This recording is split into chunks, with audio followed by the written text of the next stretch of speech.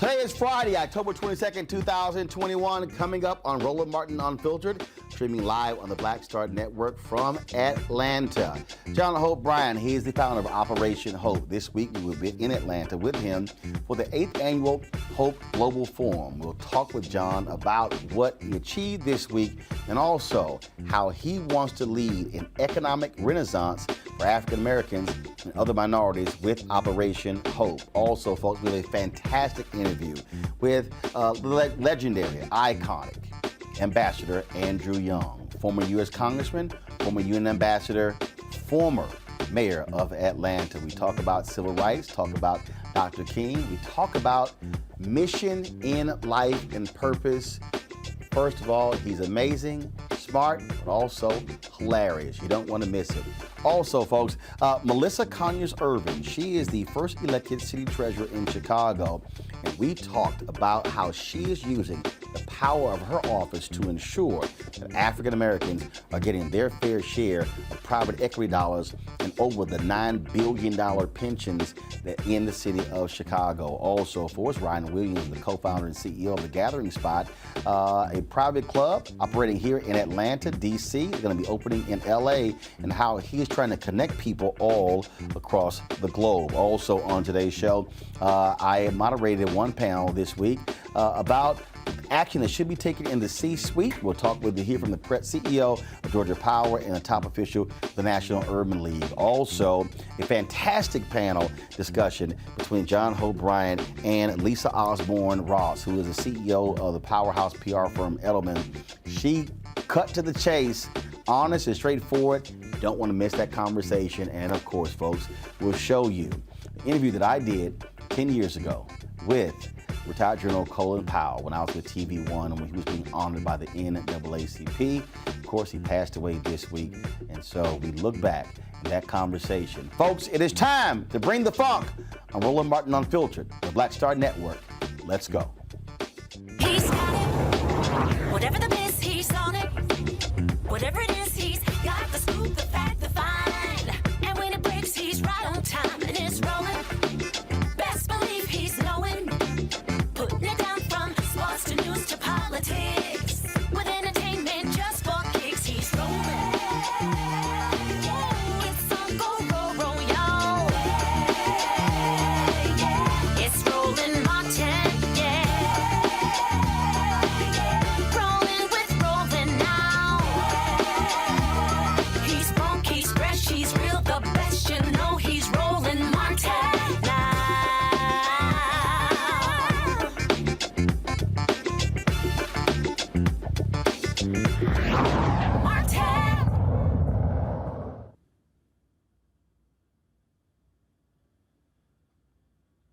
All right, folks, glad to have you here on Roland Martin Unfiltered. This week in Atlanta, Hope Global Forum, the 8th annual Hope Global Forum, sponsored by Operation Hope, took place here because of COVID. They did not have the normal 5,000 folks here, but Hope Bryant, who's the founder of Operation Hope, we sat down and talked about how this week was important in terms of moving their vision forward to achieve economic social justice for African Americans and other minorities. Here's our conversation.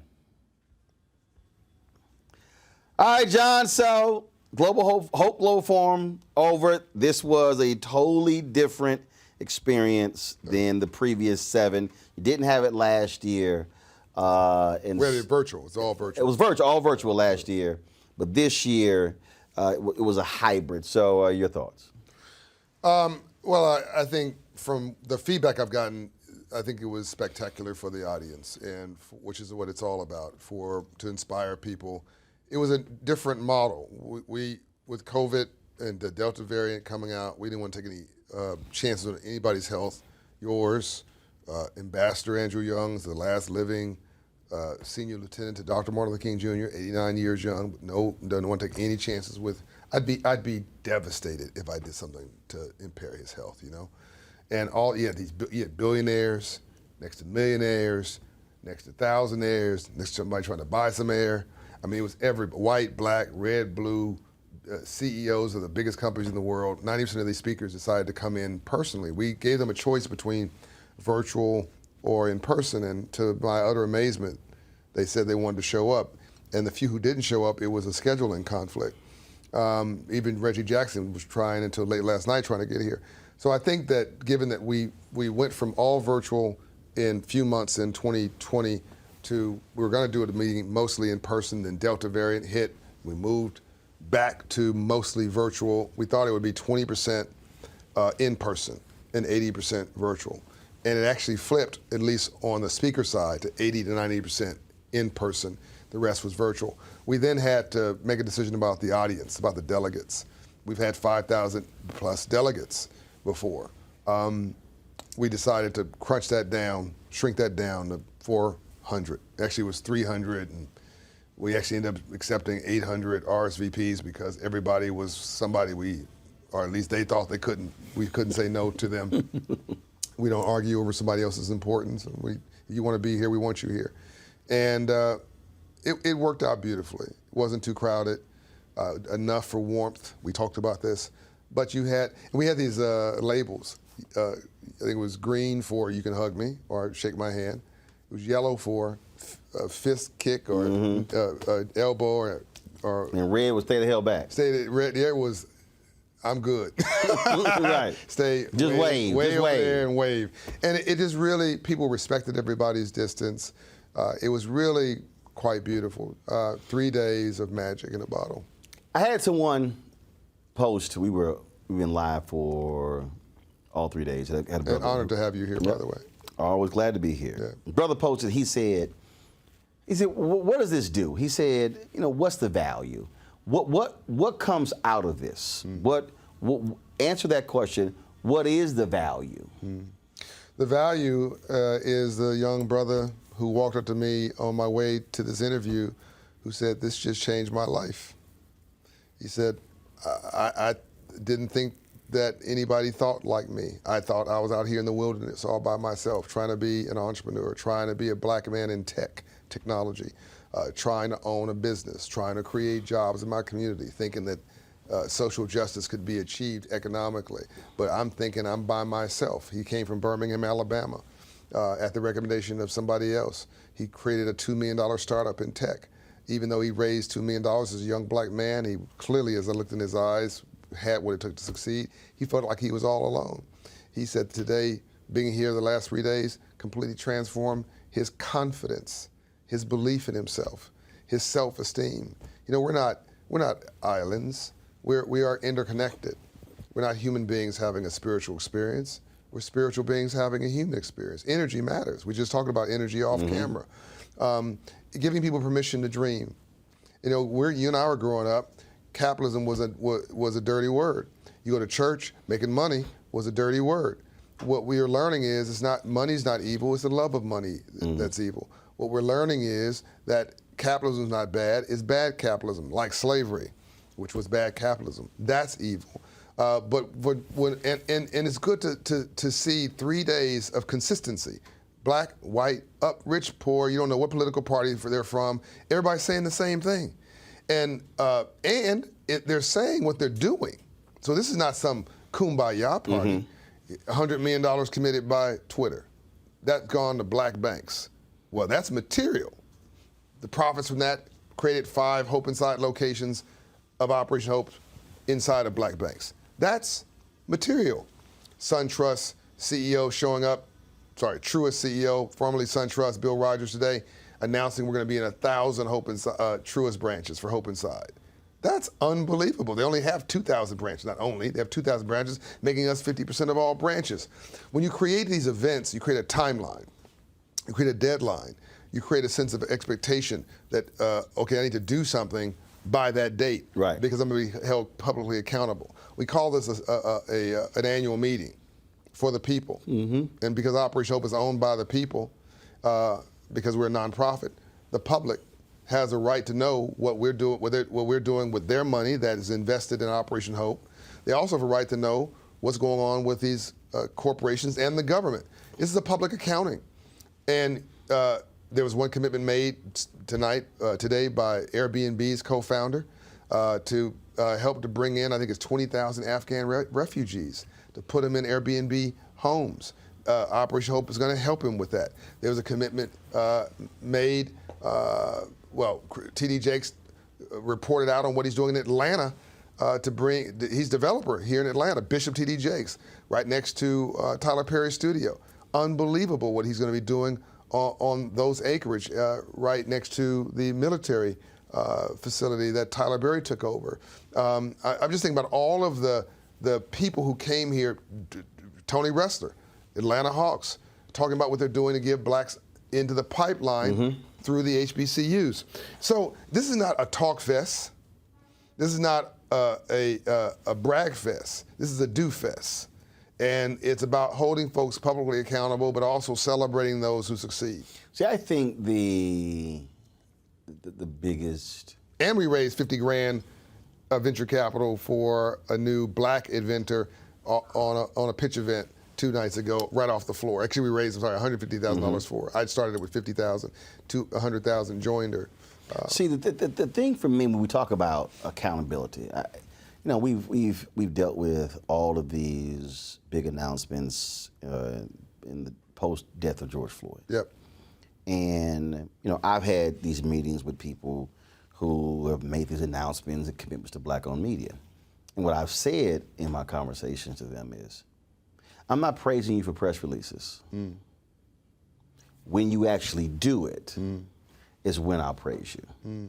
And I was talking to the CMO of General Motors and their whole advertising team, Carrot, Dentsu, and I said, I'm gonna just be clear. I said, because I think one of the things that we have done as African Americans, we have praised folks for small things that made us feel good. Oh, this one brother, one sister got appointed. Okay, but which is great, it's appreciated.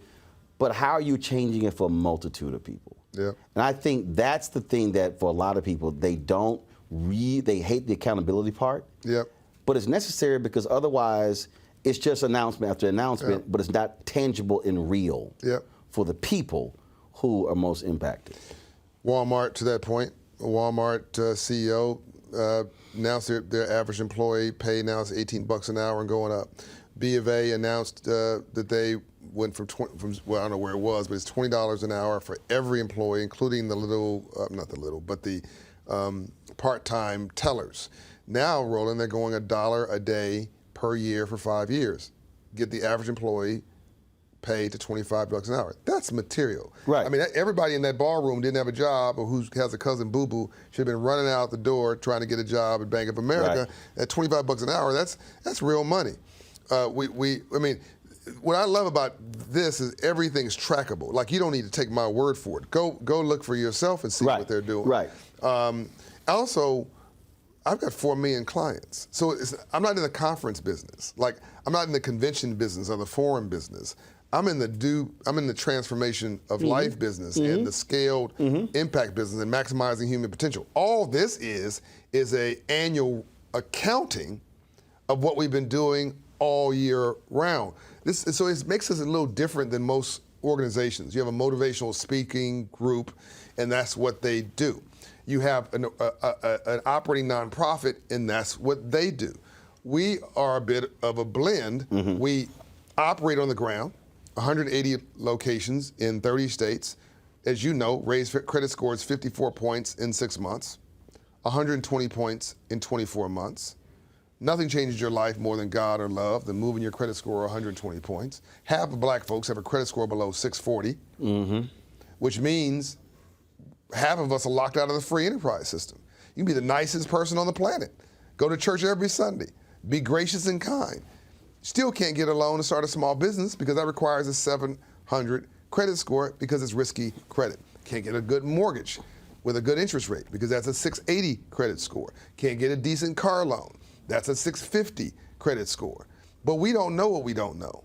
It's what we don't know that we don't know that's killing us, but we think we know. We had a debate it was on Twitter, then on your show, about whether there's any benefit to home ownership. What are you talking about? I mean, the bank owns the loan. No, you own the home. You own the home until you default. If you default, then the bank owns the home. But by the way, if you borrow the money from me, I own your home.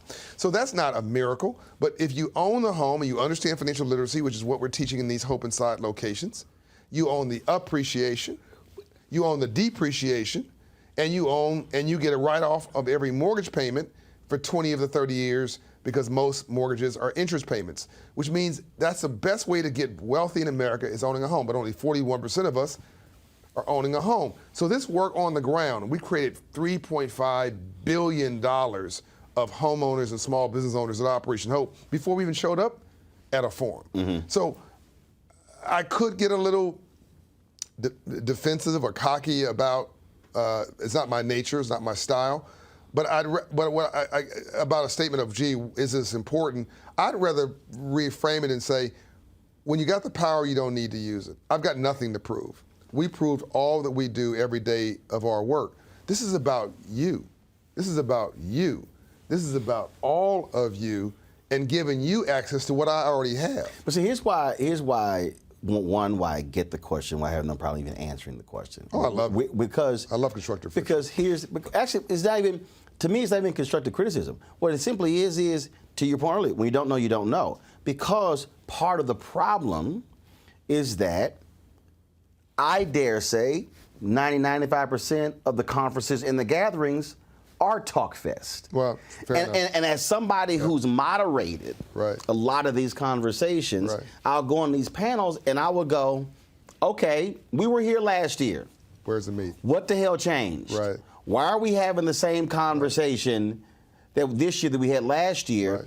And in fact, I do sessions now where I say at the outset, okay, we're going to spend, if it's an hour, we about to spend 10 minutes on the problem. Right. And the other 50 minutes on the solution. That's right. As opposed to normally what happens is 50 minutes on the problem. Admiring the problem. And it's this, it's that, we can't do this, we can't do that. And then it's 10 minutes left, and now you're trying to hurry up to get all 5 panelists laying out what the solutions are. Because for me, that doesn't help anybody. To me, you should walk away from a conference and be able to implement something short-term immediately. Do you know why we do that, Roland? There's a reason why. We mean well. Our people we've been doing so much with so little for so long, we can almost do anything with nothing. We are an incredible people. When the rules are published and the playing field is level, we kill it. Professional sports, the arts.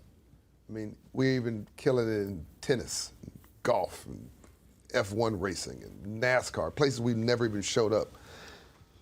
This capitalism and free enterprise thing, which is the whole game, is what we don't know that we don't know. Right. And versus acknowledging and admitting, I'm clueless here, I need some help, because God gave us 2 ears and 1 mouth, so we listen twice as much as we talk, we fake it.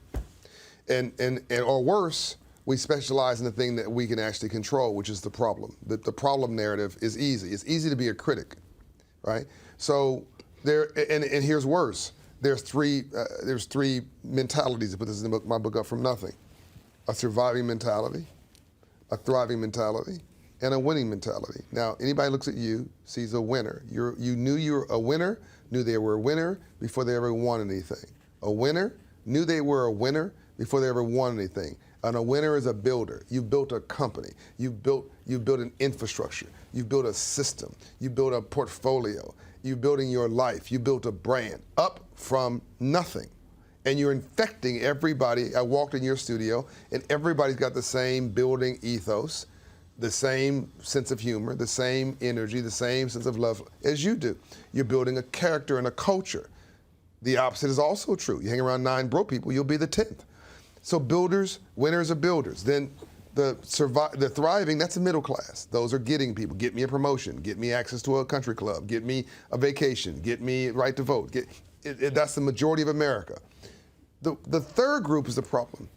Mm-hmm. The third group are the folks with a surviving mentality in a thriving world. We talk about who are spectators. Who are spectators, who are experts at what they are against, not an expert at what they're for.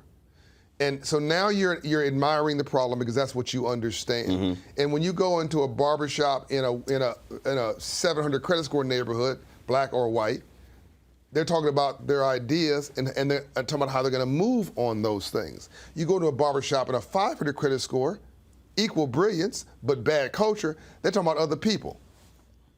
You go to a winner's barbershop, here's what I'm doing. You go to the barbershop where people feel defeated, they talk about other people, either celebrities or people they admire, but also often, I don't like Joe. I don't like Roland Martin. Well, let me tell you something. I don't understand people. How could you not like anything here you see? You should just be like, this is amazing. It's cool. You may not even like how he does it or how I do it, but it's like, you know what? They're succeeding. They're killing it. All you should be is, that's fantastic. But if I don't like me, I'm not going to like you. If I don't feel good about me, it's hard for me to feel good about you. If I don't respect me, don't expect me to respect you. If I don't love me, I don't have a clue how to love you. And here's a big one. If I don't have a purpose in my life, I'm gonna make your life a living hell. Always great to talk with my man, John. All right, folks, when we come back, my interview with Ambassador Andrew Young. Man, first of all, it's always great to talk with him, but the stuff that he broke down, civil rights, going back to the past and then present, you do not want to miss this conversation. Right here, only on Roland Martin Unfiltered on the Black Star Network.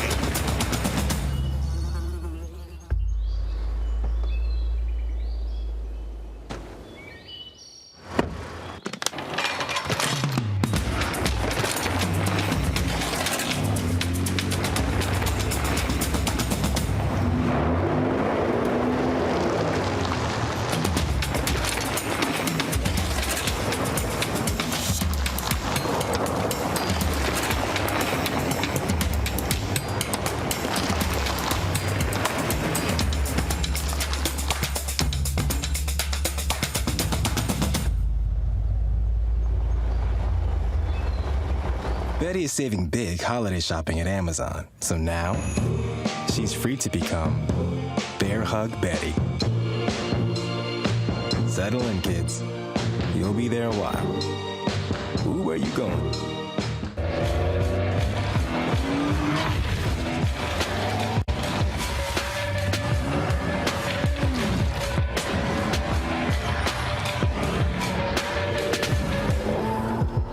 Hey, I'm Arnaz Jake. Black TV does matter, dang it. Hey, what's up, y'all? It's your boy Jacob Lattimore, and you're now watching Roland Martin right now. Stay woke.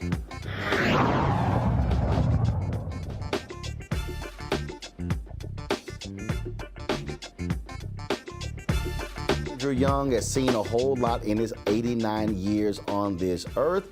He shared a lot of that with me in our exclusive conversation here in Atlanta at the 8th Annual Hope Global Forum. Look, there are a lot of people who came out, civil rights movement, and it was about different reasons. Everybody had their own reasons. And one of the things that I've always said about you and appreciate, it was about connecting. Yeah, but let me just put it this way. Say, I haven't come out of the civil rights. No, that's my point. I mean, that Martin's death in 1968, the last time we had a long conversation, he was in New York, and it was with Harry Belafonte, John Conyers, Dick Hatcher, and myself, sitting around in his suite after he had made a speech up at Cathedral of St. John the Divine. In fact, I'm going there this Friday to do a memorial for Dave Dinkins, Saturday. And but it was after that, and the whole conversation was, how do we get the energy of this movement into politics? We ought not have to have 1,000 people get out in the street raising hell just to get a simple decision made, see? And the answer is that we need to get people elected to public office who come from this movement and who really will come to us. We have that consciousness. And see what it is we need to do to keep the movement going. And of course, I'm not even prejudiced, I'm just a realist. Everything that's in this bill that they fussing about with Joe Biden and everybody, that's the sort of thing that Dr. King was talking about in 1968 before he was killed. See, there's no reason why there isn't free college education in community colleges. No reason why we don't have some kind of aid for children, regardless of their wealth or status. That a civilized nation should have universal health care. And Obama, God bless him, got us that. And now we've got to fight to keep it. Right. But, I mean, I'm still around, but I've been in the hospital off, maybe three times. But each time, it would have broken me if it hadn't been for Medicare. Right. Yeah. But you made the point about those who have consciousness, who were in the movement, but who still have the consciousness, they're just simply in another different area. Yeah. That is the piece that your relationships with corporate America, when you Delta and Coca-Cola and others, also the connection. That is, your deal is you put it together. Well, that's what Operation Hope is trying to do, and that's, I mean, when we started SCLC in 1958, they adopted the slogan to redeem the soul of America from the triple evils of racism, war, and poverty. Well, that's what this is about. Redeeming the soul of America from poverty. And homelessness is poverty, see? And in Atlanta, half of the people that are on the streets homeless are veterans. And that shouldn't be. Never. See, because... Not with the billions we spend on defense in this country. But the veterans coming back didn't get the personal care that they could have or should have gotten. They didn't have the institutional connections. See, they joined in school, and they, like I always see this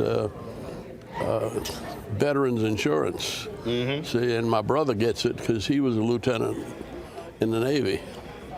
And I got put out of ROTC. But it wasn't for misbehavior. I broke my arm when I was 4 years old. And I can't turn my hand over because they said it without giving me any anesthesia.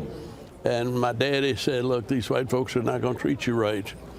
But he rolled up his handkerchief and he said, bite down. He said, it's going to hurt like hell, but it's not going to hurt any less if you holler.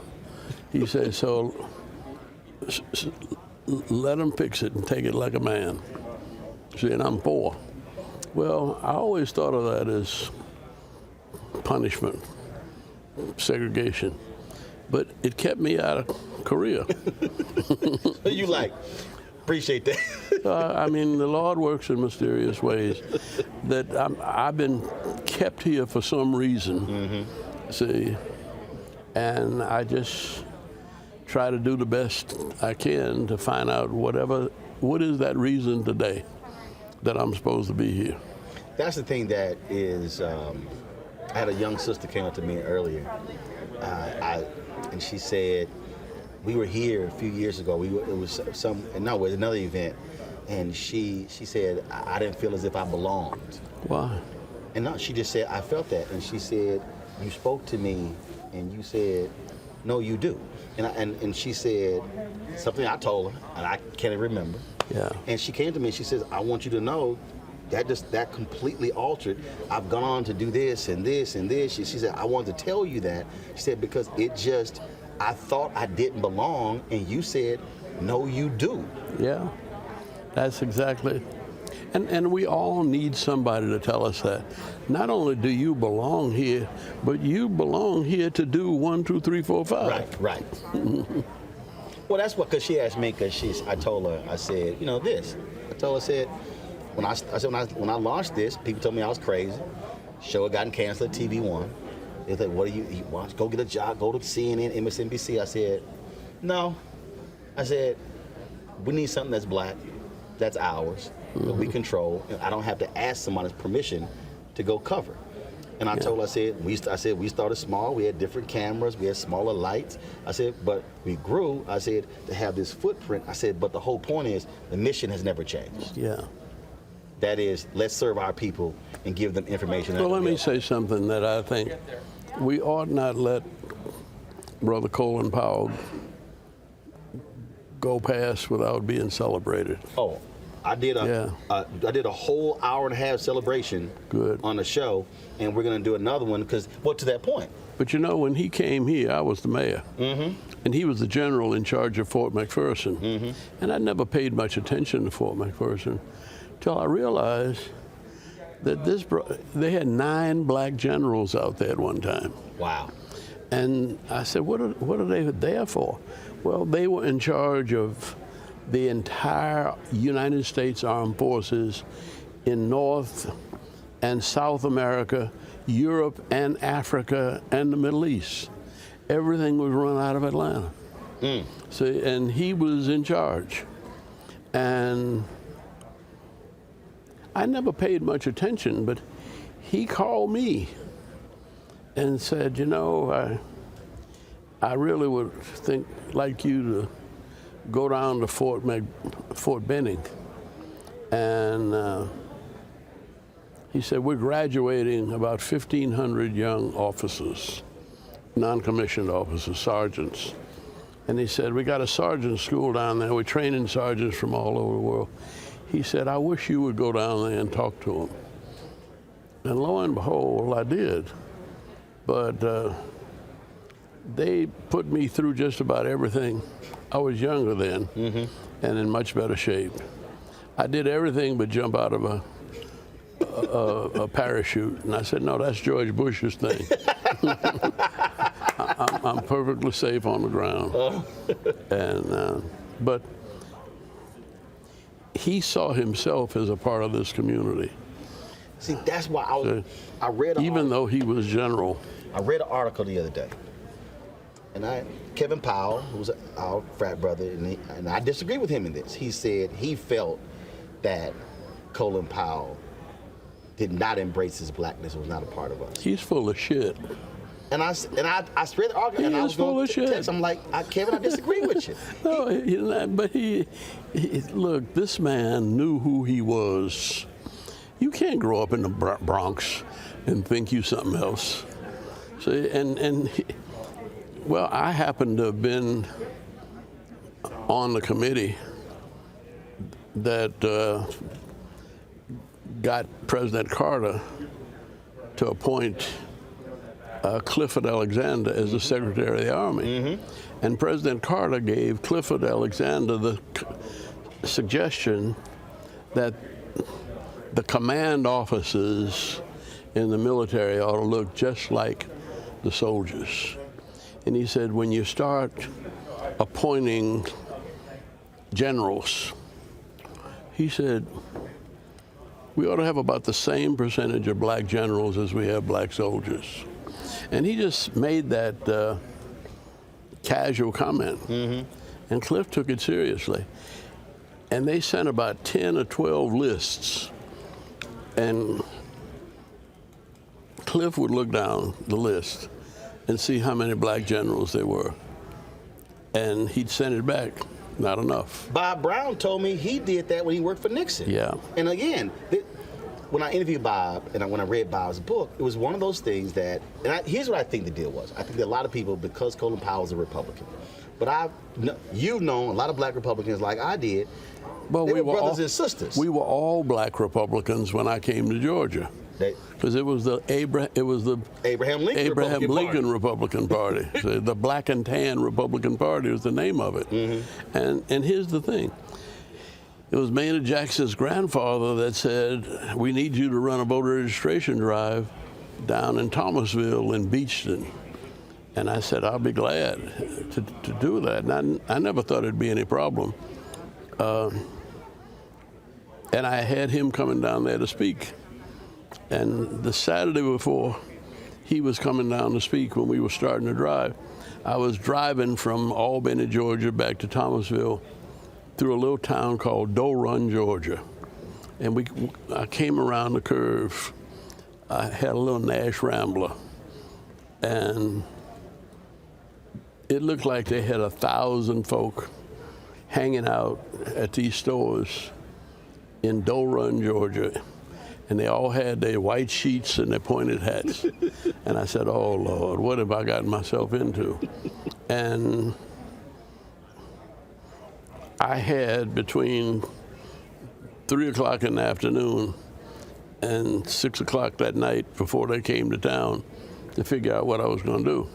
Now, my first thought was, I'm going to talk to them if they come mess with me, but I want my wife to sit in the window with the rifle. And she was a very religious woman. And A religious woman who could shoot. she could shoot. She really could. In fact, we on the way down there, we stopped somewhere. There was a shooting gallery. She had 19 out of 20 moving targets. You like, I'm good. So, yeah. But she said, no, I can't point a gun at a human being. I said, baby, that's the Ku Klux Klan. And she said, and you're a preacher. I said, what's that got to do with it? She said, everything. If you ever forget that under that sheet is the heart of a child of God, you need to quit preaching. I said, damn, Mama, where do you get all this from? Well, she had been to a little college in Indiana where she had studied New Testament nonviolence. And that was before I got to be committed to nonviolence. Right. And so I said, but look, this is a raggedy house. All they have to do is throw a firecracker up here, and we go up and smoke. And we all dead. And she said, so? I said, so? I said, we got a 3-month baby, and you, are you ready to die? She said, don't you preach about the cross and the resurrection? She said, if you're scared to die, you need to get into another business. I said, damn, woman, where do you get it? And she said, no, stop and pray and think. See, and that was really wise advice. Mm-hmm. Now, coincidentally, she came from the same little town in Alabama that Coretta Scott came from, mm-hmm. Martin mm-hmm. King's wife. And her parents talked the same way.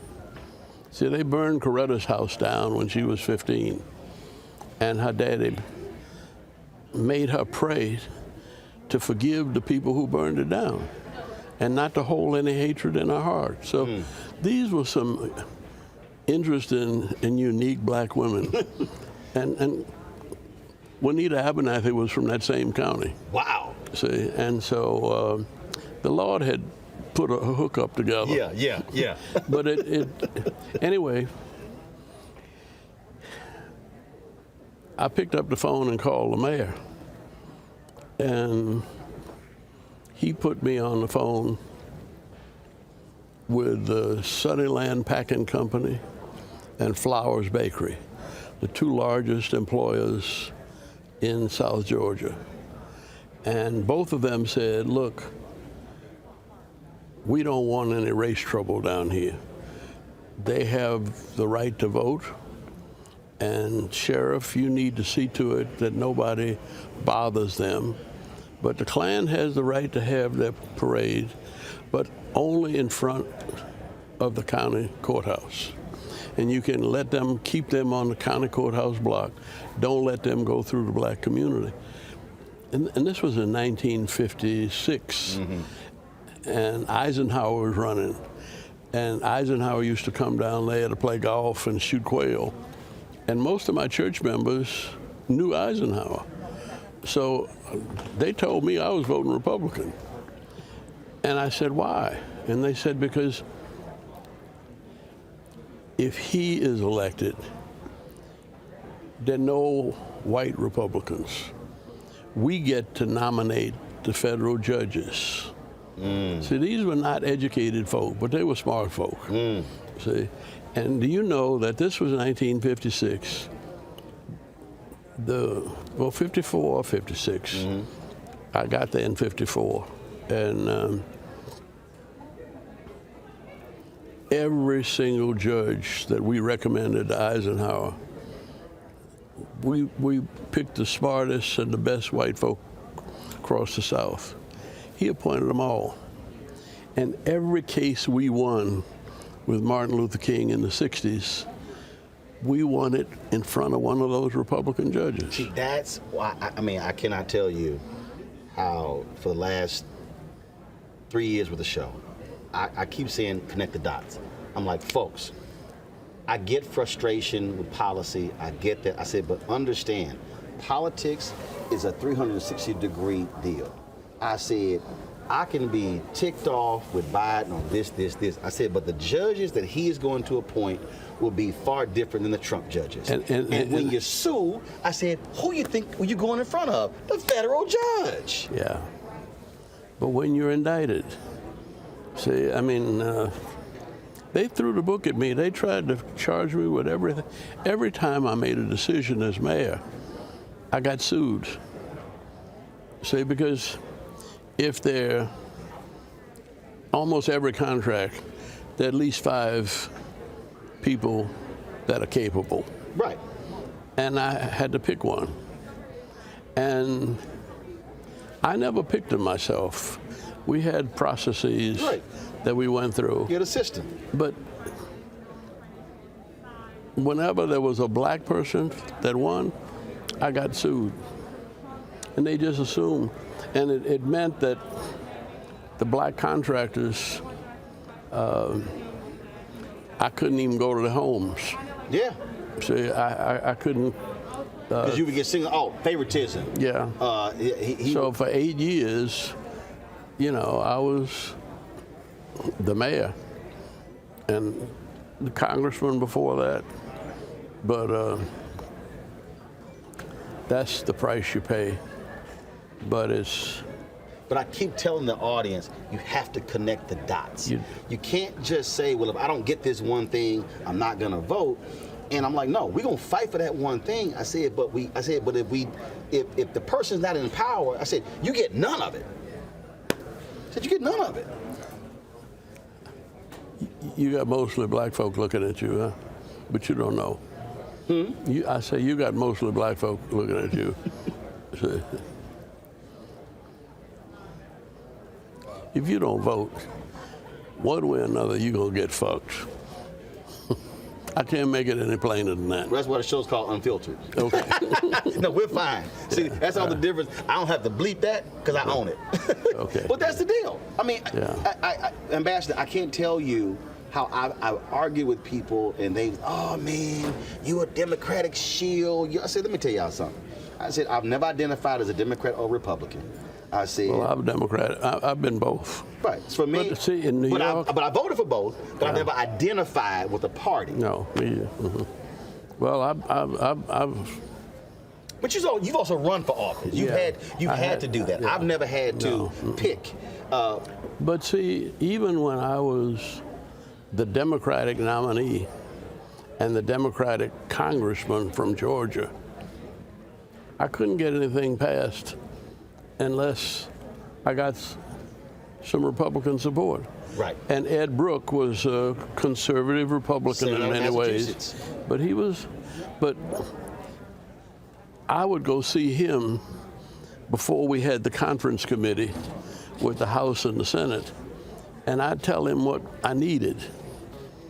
And he always found a way to deliver it. See, now he didn't tell me, he didn't make any commitments. Right. See, but we got almost everything passed. For the rest of you fraternities out there, that's what happened when 2 alpha men get together. He was a good brother. But that was the thing that, again, I think when people criticize Colin Powell, I kept saying, folks, yes, he worked for Bush. Yes, he worked for Reagan. I said, but to your point, if they're in the White House, you got to have somebody to talk to. You got to have somebody. I had Congresswoman Maxine Waters on talking about his passing, and she said, well, she went to him, blamed him for getting Aristide out, and he said, no, he said Aristide can leave. Well, he was being held somewhere, and she said, Roland, she said, well, I'm gonna get him out, and she said, I got a phone call. She said, and Powell helped with the visas and everything to get Aristide out, and she said, I thanked him. Powell did just about everything he could. It didn't make any difference to him whether he was a Democrat or Republican. He endorsed Obama before I did. Mm-hmm. See, and I didn't endorse Obama because I thought Hillary might win. And I had known her since she was in college. See? That's relationship. Yeah, and in fact, her roommate was my mother's godchild. That's Grant Hill's mother. Mm-hmm. And she's been very ill here lately, I understand. But, I mean, that was in the 50s, see, and 60s. Yeah. Mm-hmm. You said something earlier. You talked about being 89 years old, and you said, every day, why am I here? I still am doing something and putting in the work. Exactly. I mean, I'm not here to rest. Like the song says, I don't feel no ways tired. Well, see, John is always messing with you. We always talk about you. No. He said, he gonna be everywhere. That's how our brother C.T. Vivian was. Yep. Man, he would be marching somewhere. He'd be moving. And I was talking to the Cicely Tyson's, her book, Literary Agent. I had the same one. Yeah. And they said literally, up until she took her last breath. Yep. She was doing interviews, she was working, she was doing her thing. Well, let me just say, I ain't here giving my last breath. Right, no, right. But the point is, but when you say I'm not just going somewhere sitting in the corner. Hey, you still got purpose. And I'm not sleeping. I mean, Dr. King used to talk about folks sleeping through a revolution. And there's too much going on now. You've got to stay awake. You got to put in 10 hours a day of work. See, at something. Right. See, because whether it's making phone calls or speeches or giving interviews, I've been blessed.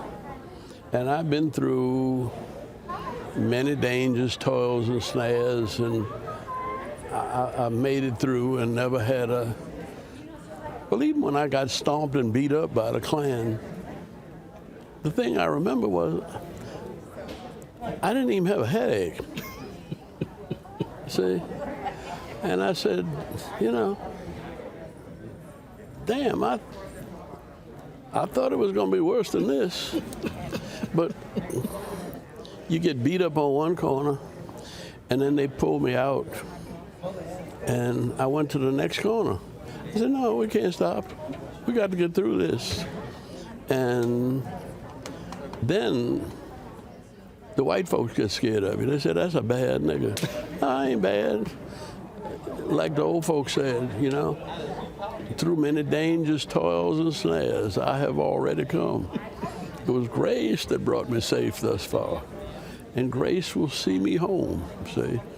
And I remember marching through that mob of the Klan, and the only reason I went out front was there wasn't nothing there but women and children, and I didn't want them to get beat. Mm-hmm. So somebody said when we kept coming, they said, them niggas got some nerve.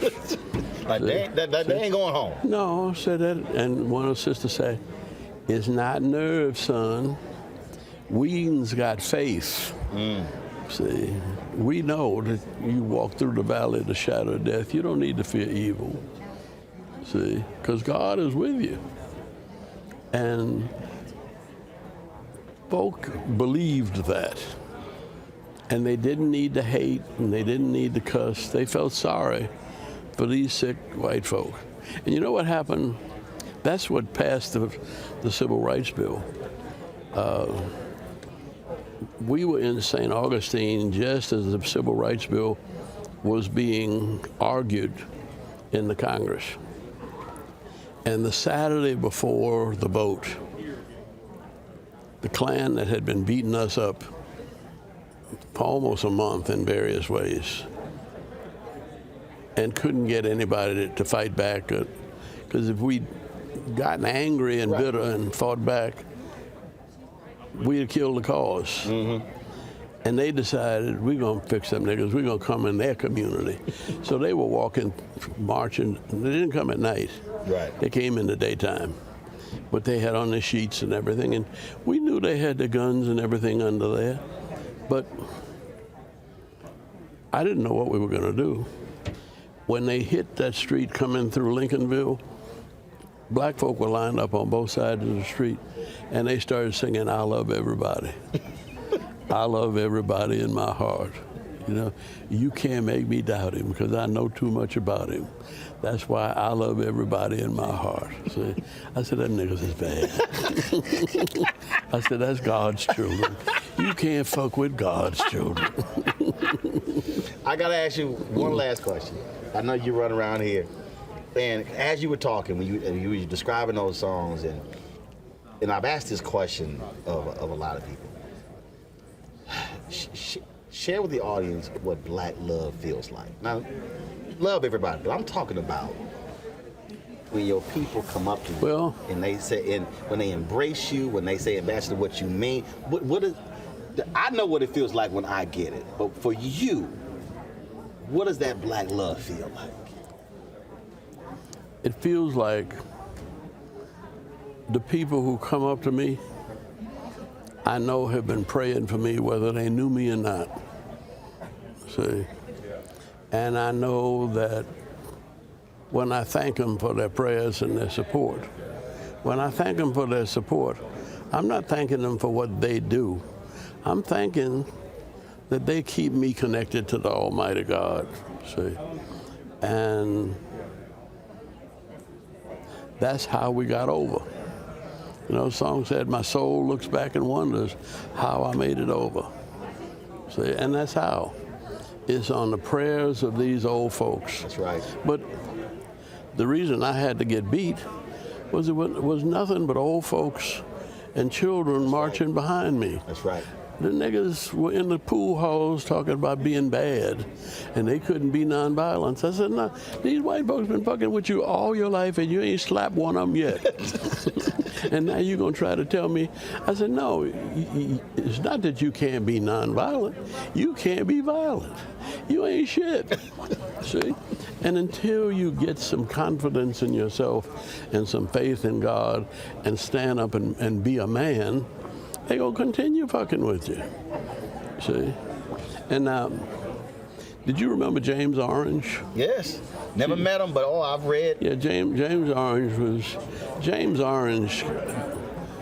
cousin was the first black coach in the Southeastern Conference. He was black coach. He played football at Alabama, but he was the first black coach and coached Mississippi State.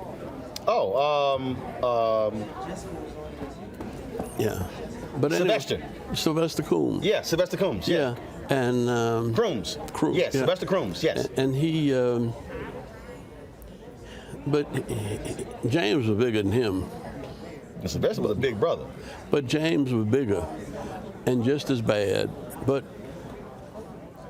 they weren't recruiting folk from high schools in Birmingham then. And he went with Martin Luther King instead of playing football. But he would go in the bars, see, and quiet everybody down. And they'd quiet down. A big brother walking in and saying, y'all need to chill out. They chill out. But I got another one like that I don't know what's going to happen to him, but he's 6'4". He's 305 pounds. And he's been at Georgia Tech just 1 year, but he went for the summer, and then first semester, and somebody gave him a B. And he went to him and said, wait a minute. He said, I don't make B's. He said, look at my high school record. I don't have any B's. He said, something's wrong. You didn't take my paper, my work seriously. And he made them go over his paper, and they gave him an A-, see? But when you find a brother that size, see, and with that kind of brain, you know that the Lord put him here for something special. That's right. And it's not necessarily football. That's right. Well, that's why I tell people when I'm wearing my Texas A&M stuff, folks ask, did you play football? And I'm like, no. Like, we can go to an A&M and not play ball. Yeah. And people are like, why you getting mad? I said, because don't just look at me as an athlete. Yeah. I said, we got the intellect. We got that. Well, Ambassador, look, it's always good to see you. And first of all, I got to thank you. Because in my whole career, when we call you, you answer the phone, you come on, you share with us. When Maya Angelou passed away, we actually called you and we told you it happened. But you've always taken our calls. You've always had respect for black-owned media, and as opposed to. Let me tell you, nobody, there was 60 houses bombed in Birmingham, and it never got to Atlanta in the paper, 150 miles away. It wasn't until they had jets and until Bob Johnson. John Johnson. Bob Johnson was jet man. Yes, the editor. Yes. And John Johnson was old at all. Right. But Bob Johnson had been Martin's classmate. And I think they started with the killing of the young fellow Emmett Till. Yeah. And that put Ebony and then Jet put us on the map. Yeah. And we couldn't have run the movement without the press. That's why I tell black politicians today, I tell black CEOs, others, I said, look, I know we love, I said, look, I spent 6 years at CNN. I said, look, I get it, New York Times, Washington Post. I said, but never ever leave out black-owned media. I said, because when they don't put you on, I said you got to be able to come home and inform our people. Well, congratulations for keeping on. Yes, sir. And we appreciate your service. I appreciate it. We appreciate your service. You keep giving them hell. All right. No, I raised my share of hell. Yeah, you still doing it. Okay. All right. Ambassador, take. Always good to see my frat brother Andrew Young. All right, folks, when we come back from this break, we'll talk with the sister who was the first elected city treasurer of Chicago about how she's using her power to ensure African Americans are getting our fair share when it comes to private equity and pension funds. It's a conversation you do not want to miss. That is next, right here on Roland Martin Unfiltered on the Black Star Network, live from Atlanta.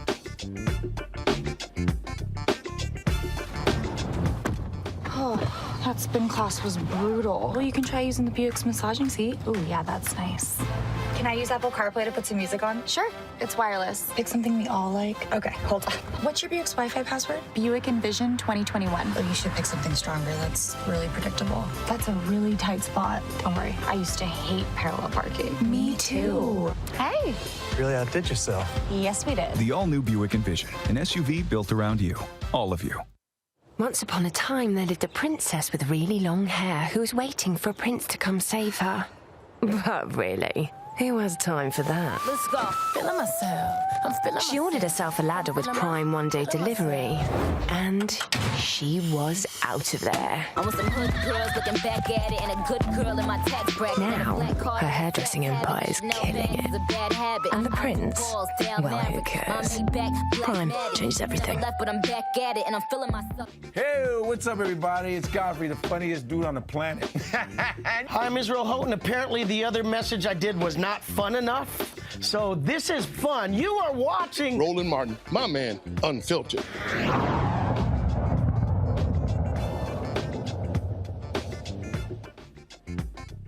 All right, folks, welcome back to Roland Martin Unfiltered. We are here in Atlanta. Folks, Melissa Conyers-Irvin is the city treasurer of Chicago. You may say, okay, what's the big deal? Folks, she oversees $6 billion when it comes to the city pension fund. And so we sat down and she made it clear that she's learned a whole lot since she got the job. And what she's doing is using her power to let these private equity companies know, don't come in here thinking you white and right. You better have some diversity. And she is dropping the hammer and making it plain. Here's our conversation. All right, Melissa, let's talk money. You're in a unique position being the city treasurer of Chicago. One of the things that I have always talked about, whether I have been in Houston, Dallas, the 6 years I spent in Chicago, is that if we are not maximizing the taxpayer dollars to ensure that black-owned businesses are getting their fair share, it's not going to happen in the private sector as well. How are you using your position to ensure that happens in Chicago, which has the third largest concentration of black people outside of Africa, behind New York and Atlanta? So, first of all, hi, Roland. See, we just get right to it. I'm telling you, I'm like, hi, Roland. No, we get right to it. See, we get the high part of stuff. We get right to the money. Hi, Roland. We get right to the money. It's all about the money, and it ain't a doggone thing funny. All right. We get to the money. All right. So it is good to see you, Roland. Let me just tell you that I would like to say that I grew up watching you early in the morning. But it's just good to be with you, especially at this great forum. So let's talk about it. City of Chicago, third largest municipality in the United States. You mentioned that I am in a unique position. Let's talk about the position first. And I was just saying earlier today, no matter where you live in the United States, you pretty much have heard of a county treasurer, the one that collects tax revenue. But you don't always hear about the role of the city treasurer. And if there are city treasurers in municipalities, you typically do not hear about an elected city treasurer, which makes sense that the city of Chicago, being the third largest municipality, would have an elected city treasurer, someone not only that's fiscally responsible, someone not only that's protecting taxpayers' dollars, managing and investing, which I invest. My portfolio is about $9 billion of what I invest of taxpayers' dollars. But where the elected representative come in is that, what can I do to help people, but not just make money? Because to the individual resident, what does that mean? It's about changing lives. And so we always talk about, and this is something that I started since I took office in May of 2019, being the first elected, and by the way, from what we know of, I am the first elected city treasurer of Chicago. And so for me, it's very personal. I was telling the young man that works with you, I was born in Inglewood, raised on the west side. And even if you're not from Chicago, you've heard of Inglewood, okay? And so I've always lived in underserved communities, understand what working families, what their struggles are. I was so excited to be the first in my family to go to college. Went on to work in corporate America, but decided I wanted to work for my community. I say all of that to say, which brings me to how can we help people, especially those in underserved communities. And it's very serious. You talk about black-owned businesses.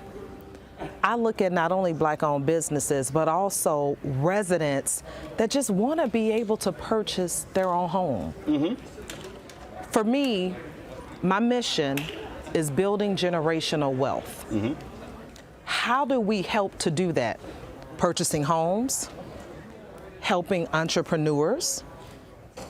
And so there's just a myriad of things that we can talk about today. But for me, as the treasurer, it is getting money in the hands of small business owners and residents that aspire to purchase homes. During the pandemic, which since I took office in May of 2019, most of my work has been during the pandemic. During the pandemic, we really wanted to help small business owners, and I was so proud to commit up to $50 million to help small business owners.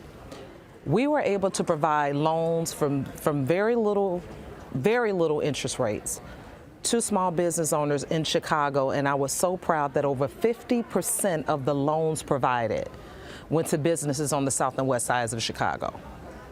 And even if you're not from Chicago, you know primarily what the makeup is for the south and west sides of Chicago. See, the thing, when I talk about elected officials, you have a considerable amount of leverage. And I think historically people have not properly used the leverage. You talk about that $9 billion, okay?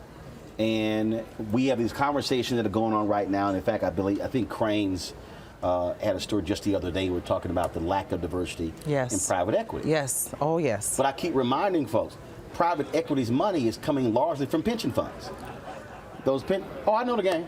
And so those pension funds are made up of black and brown workers. And so we're having this debate up here with how can they diversify when it needs to be, no. You're not going to get our money unless you diversify. Can I talk about that, Roland? Yeah. Okay, so as the city treasurer of Chicago, not only am I responsible, Roland, you just on my street. Not only am I responsible for managing the $9 billion taxpayer portfolio, by the way, you use the word leverage. That is my daily conversation. Leverage. Yeah, because they want your money. And so what I say is, I have $9 billion acting on behalf of taxpayers. We have to leverage it. So I'm working to change behavior with the banks, with the brokerage firms that we work with within the treasurer's office. But while I'm changing behavior, on the other hand, I have to work with the residents to financially empower them, to prepare them. Right, for the change of behavior that we're doing with the banking institutions. But in addition to being the treasurer managing that portfolio, I also, and you didn't even know this and you're just talking about pension funds, I also am the only elected official that is a trustee on the board for all 4 pension funds in Chicago: municipal, laborers, police, and fire. And that's total what? How much About money? $8 billion. Right. And for the people who are watching who don't understand, it is pension funds that actually powers Wall Street. When you talk about what folks are investing in, private equity, all these people, that's where the money is coming from. And what we have seen is Blueprint Capital, they're suing the state of New Jersey for that very reason. You've got companies like BlackRock and others that are pretty much all white, and they are controlling this. They're the ones that are driving Silicon Valley, driving the investment. And what I have long said, New York State, Carl McCall did this when he was in New York State.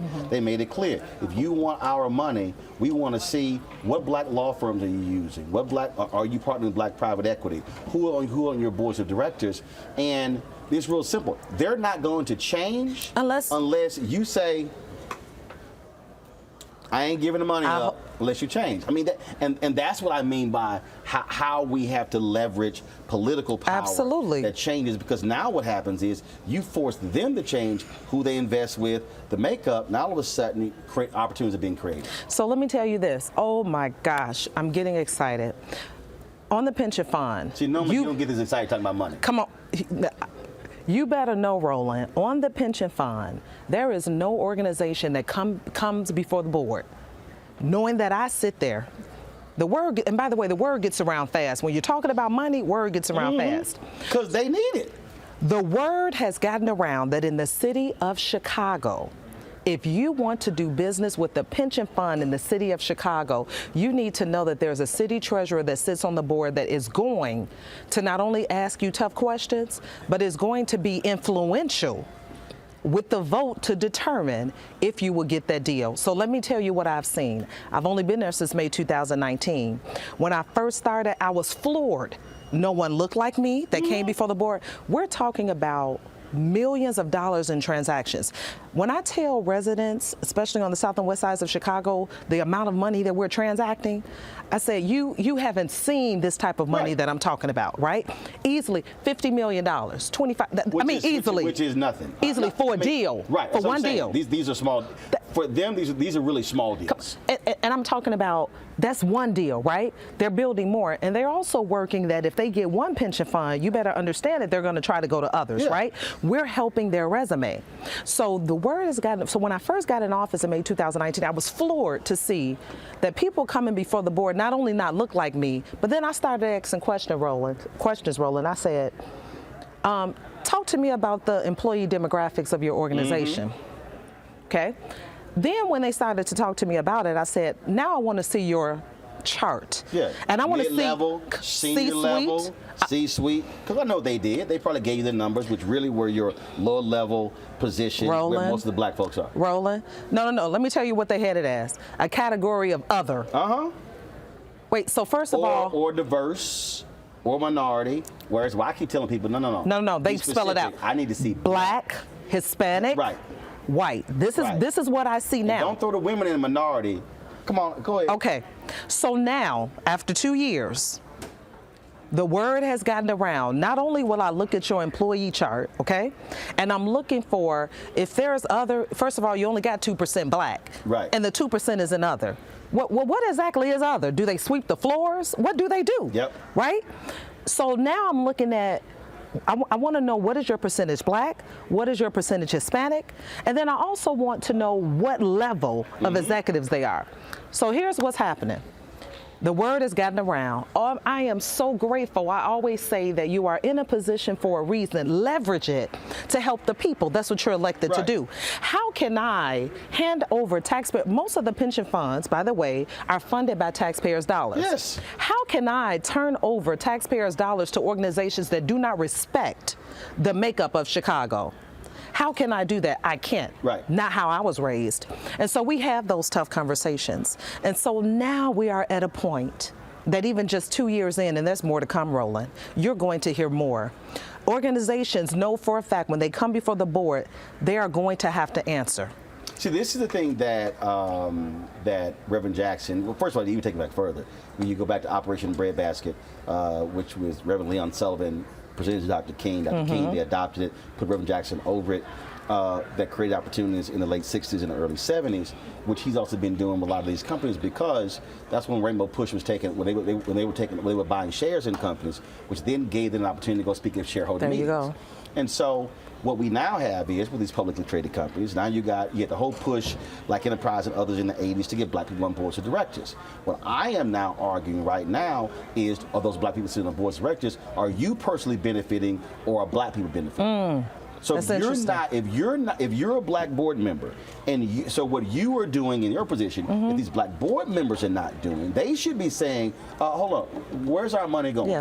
Not just the senior positions, but what black law firms are we using? What black architectural firms are we using? Engineering firms?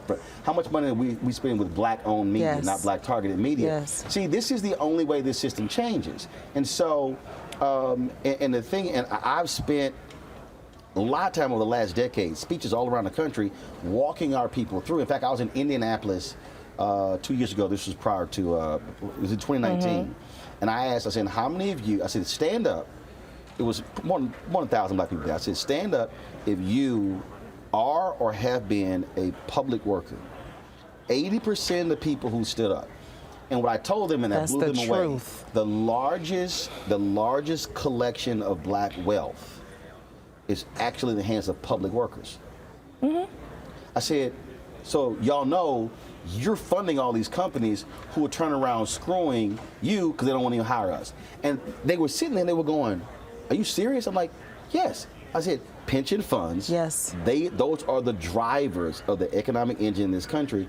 And I said, which is making a whole bunch of white people really wealthy in private equity, and they're freezing us out of actually what's our money. So I now sit at the helm of that. And please know that even as a board member, in some instances, I am the only black board member, okay? Unfiltered. So let's unfilter this. Which is still a problem in itself, because when you talk about pension funds, what is the makeup of the members, right? See, that's what. Okay. But it's okay. We're unfiltered. Let's talk. What I like about where I'm at is that the conversation has even shifted with the board members. Just yesterday, and I had a pension fund meeting this morning, pension fund meeting yesterday on my way in. Just yesterday, conversation where my white fellow trustee, before I even had to say it, my white fellow trustee knows, right? So let's ask Treasurer Conyers Irvin, what does she think about this organization that lack diversity and what we can do to hold them accountable? Roland, I can't make this up. I'm grateful that this is intentional conversation, Roland, that I wasn't embarrassed to have. I'm the only black person in the room, not only with the Board of Trustees, but also with the asset managers that's coming before us. And you better know this young lady born on the south side of Chicago, raised on the west side, is not afraid to step up to say, it's not good enough. You can't come here and ask us for money and disrespect the makeup of this city and disrespect the people, the employees that work here, okay? And so things have changed. Things have changed tremendously. And when they come before us, diversity, equity, and inclusion is the first topic of conversation. So before we start talking about money, we're talking about what are you doing? Now, let me go a step further. This is what I think. So first of all, there's about $69 trillion in the financial services industry. Trillion. I tell my young black and brown men and women, this money you see on the streets, that's nothing. Right. No, that's nothing compared to what's in the financial services. But guess what, Roland? They don't know that. Right. That's what. There's the one of my favorite phrases from Hoodlum. Lawrence Fishburne said, "When you don't know, you don't know." But that is the reason I created the platform. Why I created Black Star Network. Is because it's like walking people through and educating them. Yes. But the thing, but I can't even tell you even this conversation that I've had with black elected officials across the country. And I know. They don't know. I know. I'm sitting there going, what is wrong with you? Because it's a hidden secret. So they're just voting and approving stuff, and I'm like. So before I became the city treasurer, I didn't know all of this. First of all, I didn't even really know how in-depth my relationship would be to this industry. And then when I became city treasurer, then when I became the trustee of the pension funds, I'm like, wait, hold on a second. We're talking about real money here, and we have influence on who gets this money. Yes. So here's what I want to see. I want to see more black-owned asset managers that can position themselves to come before the board. Okay, but here's the thing, though. And I have the report somewhere in my phone here. The report has already been done. Black and brown asset managers have outperformed their white counterparts. Definitely, diversity pays off. But they've been capped. They literally won't give them the higher deals. The only black asset firm that is at that scale is Robert Smith's Vista Partners. But there are others who are actually doing it. When Obama was president, and this is one of the criticisms I had of him, and I told his team to get over it. I had a meeting 1 year after he was in Treasury Department, 2 African Americans, and they told me, they said that black and brown firms outperformed the white firms on the management of TARP funds. My next question was, does that mean the black and brown folks now get more money? Everybody went silent. I said, hold up, where I come from, if I outperform you, it pays off. Then I should now be able to now manage more money. Folks went silent. I said, what the hell? I said, we got a problem. I said, this is the thing we're talking about. When you look at the federal pension fund, BlackRock controls nearly 80% of the federal pension fund. The rules are written where they only ones who can actually apply. Because they basically write the RFP. And that's the other thing as well. I cover City Hall, I cover county government. And I saw bureaucrats how they wrote the RFPs. I walked, when I was in Chicago, I walked several Illinois legislators through it. I said, you passing a bill don't mean nothing if you don't understand how the RFP process is being written that purposely will exclude these firms. And so I think a big piece of this is the education piece of the elected officials to say, you need to what we call it game, recognize game. Because you're voting on stuff and you're just, no, it looks great. It's like, no, hold up. No, you can hold that vote up. Now start asking the question behind the question. Roland, let me be the one that's a part of that. Because let me tell you, I have educated myself on the process. Right now in Chicago, what you're saying is that's happening federally is not happening in Chicago. And I'm proud to say that. With our RFP process, we are allowing for minority firms to have a leg up. Let me tell you how. If a minority firm applies, and by the way, we don't even have the same requirements for minority firms as we do non-minority firms. We are welcoming them into the process in Chicago. So if they're listening, please know, we're welcoming them to Chicago. And then we're saying, if they apply, and let's say my investment consultant advises the board, hey, we have 40 people that applied. Of the 40, 2 were minority owned. Guess what I'm going to say? And for the finalization process, finalist process, 2 of them need to be interviewed. No, that's huge. Right. So don't tell me about the number of years in existence. Right. Don't tell me about the assets under management that they manage. Bring them in so that I can interview them and allow them an opportunity to come before the pension fund and get this deal. Bob Johnson said something, and years ago he said, when you're not in the deal flow, you will never get the deal. And that's the piece. We've always been locked out of the deal flow.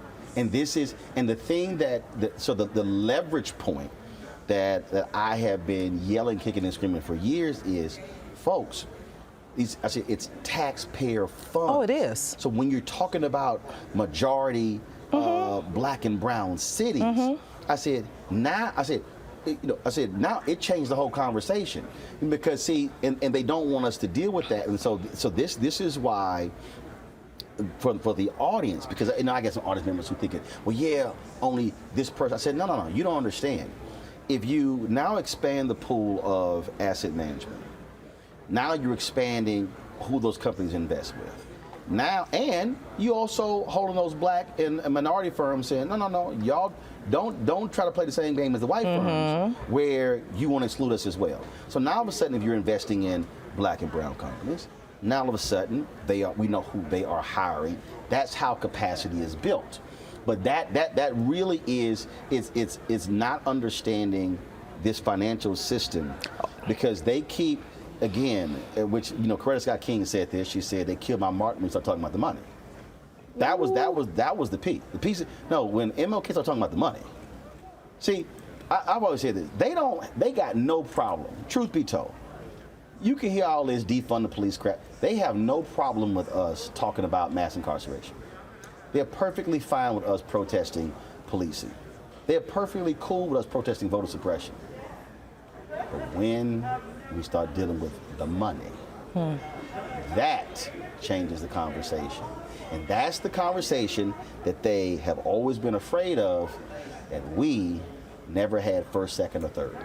But this is also why it is so important to elect people like us. Right. So when I say like us, what do I mean?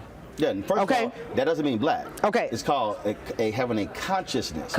Because there are some black people who are also, like you said, who on boards of directors, who are all about them.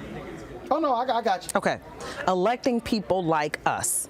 In this role as treasurer, everyone is saying, we've never seen this before, right? People ask about diversity, equity, and inclusion, but no. We know what this treasurer is going to talk about. The DEI, I hate most DEI stuff anyway, because the old... Roland, you just something else. I do, because see, look, anybody, first of all, read Ellis Coles' book, The Rage of a Privileged Class. Okay, Coles, C-O-S-C. Got it. That book was about the group of black corporate executives who came about in the 70s, 80s, and early 90s, who all hit the glass ceiling. The DEI position today is the old VP Community Affairs. See, the VP Community Affairs that was the Negro position. So whoever was the VP Community Affairs in nearly every corporation, that was an African American. I see where you're going with this. So what they did was, then it shifted, okay? Then it shifted to, then they started putting black folks in the HR position, even though most HR people don't actually hire. They process paper. Roland? They don't hire. Roland. They're not the hiring manager. They're not, because look, I have an HR person. She I understand. She processed. I understand. See, come on, Roland. So the new position are the DEI positions, which is why I keep telling the black people who keep getting these DEI jobs, what is your P&L responsibility? What is your budget? Or do you only have a secretary or an assistant and no budget? How much are you in control over? Here's the key to that. Who's the sponsor of the DE&I department? Let me say this. Do you report directly to the CEO? Do you want? That's where I'm, because DE&I can be effective. Right. But my question is, who is the sponsor? So that means going back to like the pension funds, when I have the asset managers coming before me, and we talk about DE&I, and my question is to the owner. And by the way, because these are owners of the firm. Yeah. Oh, when it comes to money, the owners will show up. Okay. So the owners of the firms, they're coming before us, and my question to them is, what is your role in DE&I? And what I'm looking for is that you are the sponsor as the owner of this program. That's where you got to get it at. But where I was also going early, I want to say this, and I don't want to miss this before we close. $69 trillion in the financial services industry. Minority and women own about 1.3% of that. Yes. Now you take that. I said minority and women. Right. So now, if you pull the women out, it's so minuscule. It's no higher than 0.5. Minuscule. Of 69 trillion. 69 trillion. So here's what I say. And I'm going to, please know, I'm going to do my role and deal with what we have today, okay? But what I also have to do is change that makeup. Okay? Yes. And so what I want to do is attract young black and brown men and women to this industry that, by the way, they're not taught in school. Oh my gosh, it breaks my heart. They're not taught in school. Okay, hold on. First of all, that's not what school's for. It's Roland. No, that's to get a sheet of paper. Roland. So it's not, you're not going to actually learn it there. I mean, I don't care what. Roland. Look, what you learn in media, that's going to last you about 2 days. Because when you walk into my office, what they taught you, it's going to be a wake-up call. Which is why, again, it's the deal flow.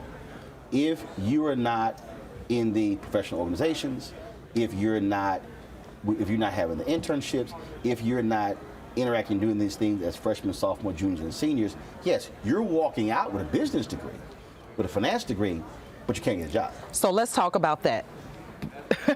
Okay, so I spoke about the amount of money in the financial service industry. I also spoke about leveraging my role to introduce black and brown youth to this industry. So let me tell you what I've done. First time ever, and I would encourage any elected official that has any type of influence with pension funds to do this. First time ever, what I did was say, okay, all these asset managers that has come before all 4 of the pension funds, guess what we're going to do? I'm going to bring the diverse candidates to you. I am going to have an open forum. What you're saying is, I don't want to hear we can't find them. I got you. Because they do tell me that, by the way. Yeah. Okay. So this is what I'm going to do. You're like, okay, that's cool. I got them. So now I'm going to bring them to you. So guess what? If you are part of this process, and the next time you come before a pension fund, because guess what? Even if you hold our money now, you still have to come back before me. Whether that's for a checkup, whatever, re-up, whatever you want to call it, you have to come back. And so when you come back, I'm going to ask a question. Guess what? I held an open forum where I wanted you to introduce jobs to young people. Were you there? And guess what? I have a list. So don't tell me you can't find diverse candidates because I'm going to bring them to you. I'm going to do my part to help. There you go. Right? Because as the young man said last night, this is a partnership, not a patronage. And I need you to partner with me to help change the makeup of this. And so guess what I say to this? It's not easy if you want to do work with the City of Chicago pension funds. You know why? Because things have changed. And what I am saying as a trustee on all of the Chicago pension funds, that I'm going to hold these asset managers accountable.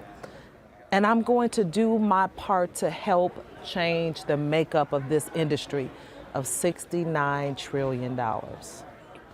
Keep giving them hell, and as we always say, stay unfiltered. Thanks a bunch. Thank you, Roland.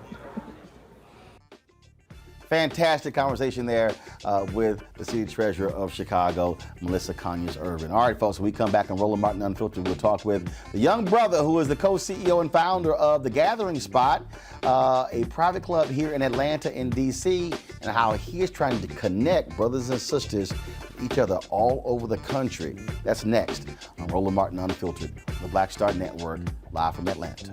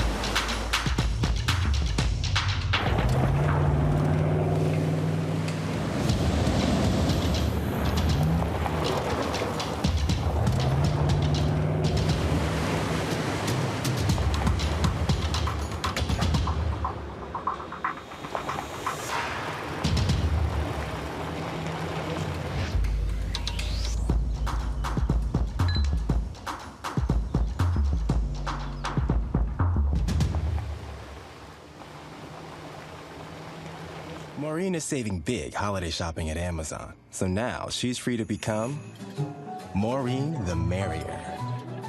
Food is her love language, and she really loves her grandson. Like, really loves. Hi, this is Essence Atkins. Hey, I'm Deion Cole from Blackish. Hey, everybody, this is your man Fred Hammond, and you're watching Roland Martin, my man, Unfiltered. One of the hottest spots in Atlanta is The Gathering Spot. I talked with the co-founder and CEO, Ryan Wilson, about the company and what they're trying to do to connect African Americans in a very unique way. Check this out. So, Ryan, how you doing, man? I'm doing okay. How are you? All good. So I've been at your spot. You haven't been there when I've been at your spot. I miss you every time. And so tell folks who don't understand exactly what The Gathering Spot is. Gathering Spot formerly is a private membership club. There's really two ways to think about it. The first way is through space. We have event space, a restaurant, bar, and workspace. The business that I'm actually in is in the community business. We have a membership community now that is the largest in Atlanta, 21 to 89, creatives, entrepreneurs, folks working for the biggest companies in the world. My job every day is to connect people. And so that's what we actually do. And so we've built the first one here, but then have them across the country at this point. DC was our second one. Okay, so you Atlanta, DC, where else? LA is about to open. Okay. And the thing that, first of all, again, for a lot of folks, I keep having this conversation, when you don't know, you don't know. And the reality is, there have been clubs like this for years, for decades.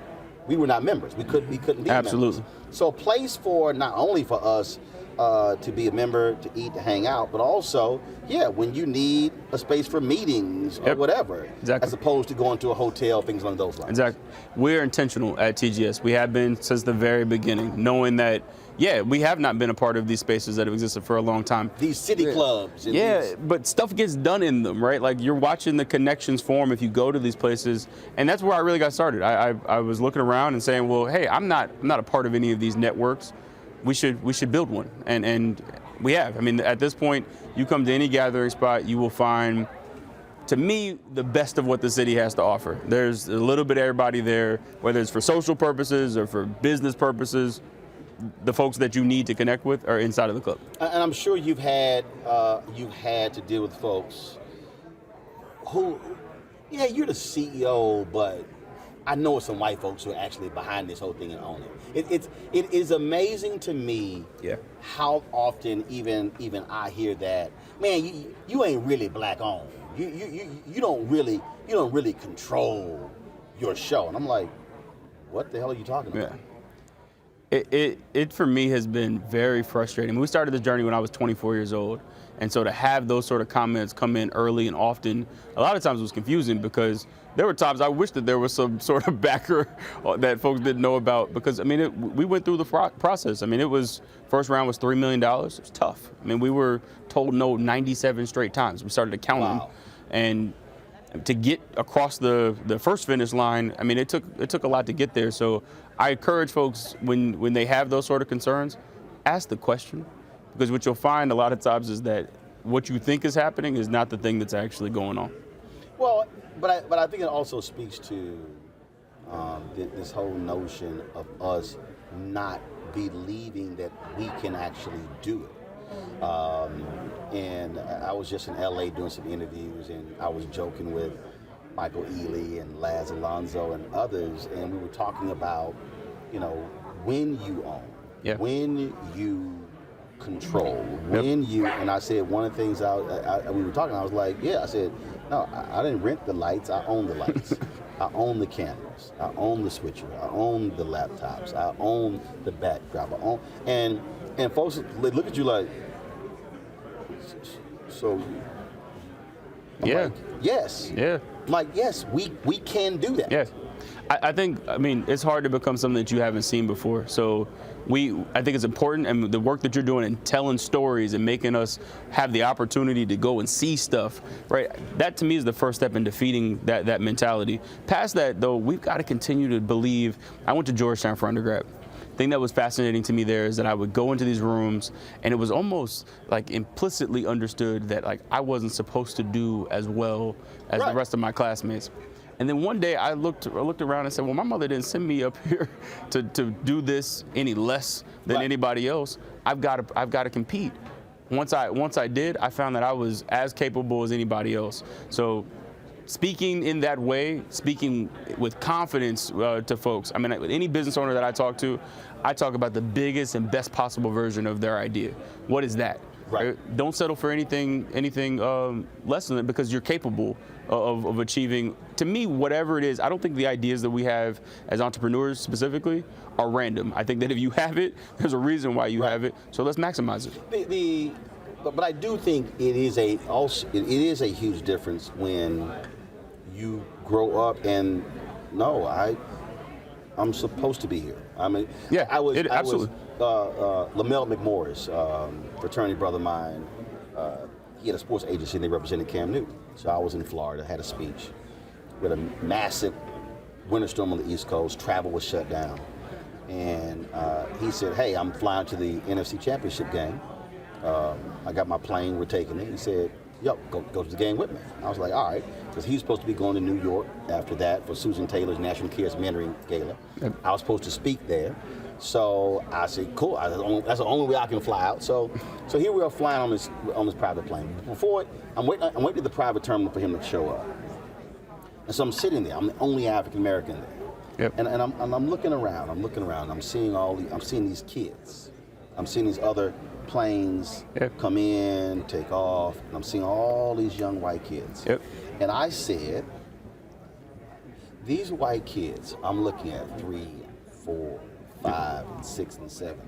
They're going to grow up where flying private is normal. What you were seeing was expectation, right? Like, and it's like, so they're like, whereas, let's be honest, we grew up. You in first class? Exactly. And that is and I think that when we talk, that's one of the things that we really have to, we talk about expose, but drill into the next generation's mind. No, you belong. Absolutely. And you don't apologize at all for how you walk into the room. You walk in like I'm supposed to be in this room at this table.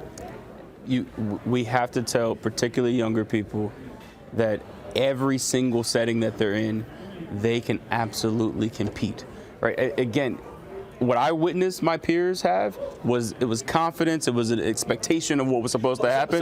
Someone said, I wish I had the confidence of a mediocre white man. Yeah, no, and that is a super. It's actually concerning sometimes when you're in some of these settings and you're like, you. Really, right? Like, once our kids see it, they can absolutely start to understand that, like, I can get in the game, right? And the examples of that are in the things that we talk about all the time. When there is line of sight to a goal, we over-index and are at the top of whatever those industries are. We just have to continue to make sure that there are direct lines that our community can see. You're in 2 cities, you're going to a third one. 5 years from now, what do you want the gathering spot to look like? So again, we're in the community business, and we have communities in 5 other cities right now: New York, Chicago, Houston, Charlotte, and Detroit. And for me, we'll eventually build physical locations in all of those places, but we'll continue the work. I mean, TGS at this point is as much an advocacy organization as it is anything else. And I continue to be impressed by just the connections that are being formed in the club. At scale, I think that becomes really powerful. Certainly from a black-owned business standpoint. We're going to start to watch businesses start in one location and be able to scale because of the power of the network, because of the collective. So we're going to keep going. I'm going to keep building physical spots so that we can gather, but I'm going to keep, more importantly, bringing people together, which is what I'm excited about. All right, well, man, look, good luck with it. I appreciate you. The space in Atlanta is fantastic. Like I said, we did the show from there the night Pastor Raphael Warnock and John Ossoff won the runoff here in Georgia, and so it was good to see folks. It was good to hang out. Absolutely. And look forward to going back. Absolutely. We'll see you at the next one. All right, appreciate it. Thanks so much. All right, folks, when we come back on Roland Martin Unfiltered, I moderated a panel here at the 8th Annual Hope Global Forum about what should be done in the C-suite to ensure diversity. It's a conversation that was full of fire and funk. That is next on Roland Martin Unfiltered on the Black Star Network. Oh, that spin class was brutal. Well, you can try using the Buick's massaging seat. Ooh, yeah, that's nice. Can I use Apple CarPlay to put some music on? Sure. It's wireless. Pick something we all like. Okay, hold on. What's your Buick's Wi-Fi password? Buick Envision 2021. Oh, you should pick something stronger. That's really predictable. That's a really tight spot. Don't worry, I used to hate parallel parking. Me too. Hey. Really outdid yourself. Yes, we did. The all-new Buick Envision, an SUV built around you. All of you. Once upon a time, there lived a princess with really long hair who was waiting for a prince to come save her. But really, who has time for that? Let's go. Feeling myself. I'm feeling She ordered herself a ladder with Prime one-day delivery, and she was out of there. I want some hood girls looking back at it and a good girl in my tax bracket. Now, her hairdressing empire is killing it. And the prince, well, who cares? Prime changes everything. Hey, yo, Peace World, what's going on? It's the Love King of R&B, Raheem Devon. Hey, I'm Cupid, the maker of the Cupid Shuffle and the Wham Dance. What's going on? This is Tobias Trevelyan. And if you're ready, you are listening to and you are watching Roland Martin Unfiltered.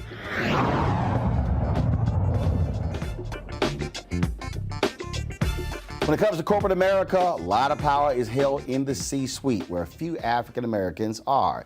This week at the 8th Annual Hope Global Forum, I sat down with Chris Womack, who is the CEO of Georgia Power, as well as Don Cravens with the National Urban League, and we talked about what must be done to advance equity, power, and inclusion in C-suites. All right, so glad we're here. We're going to have a great conversation. They have given us, hey, y'all got to change the clock. Y'all only got 7 minutes. About please wrap up. Damn, we just sat down. Like grand opening, grand closing. All right. Hello and goodbye. Yeah, let's get right to it. I think they sent y'all some prepared questions. I won't be asking any of them, so don't worry about whatever they sent y'all. We knew that. We knew that. I don't read from those. We talk about the power of the C-suite, and one of the issues that I have is that you have numerous folks. You've had generations fighting for African Americans to be on boards, to be CEOs, to be executives, to be in senior leaders. But we're still dealing with some of our folk who are only benefiting themselves and not the collective. Right, right. How do we effectively challenge them to say, you're not sitting in those positions just for you?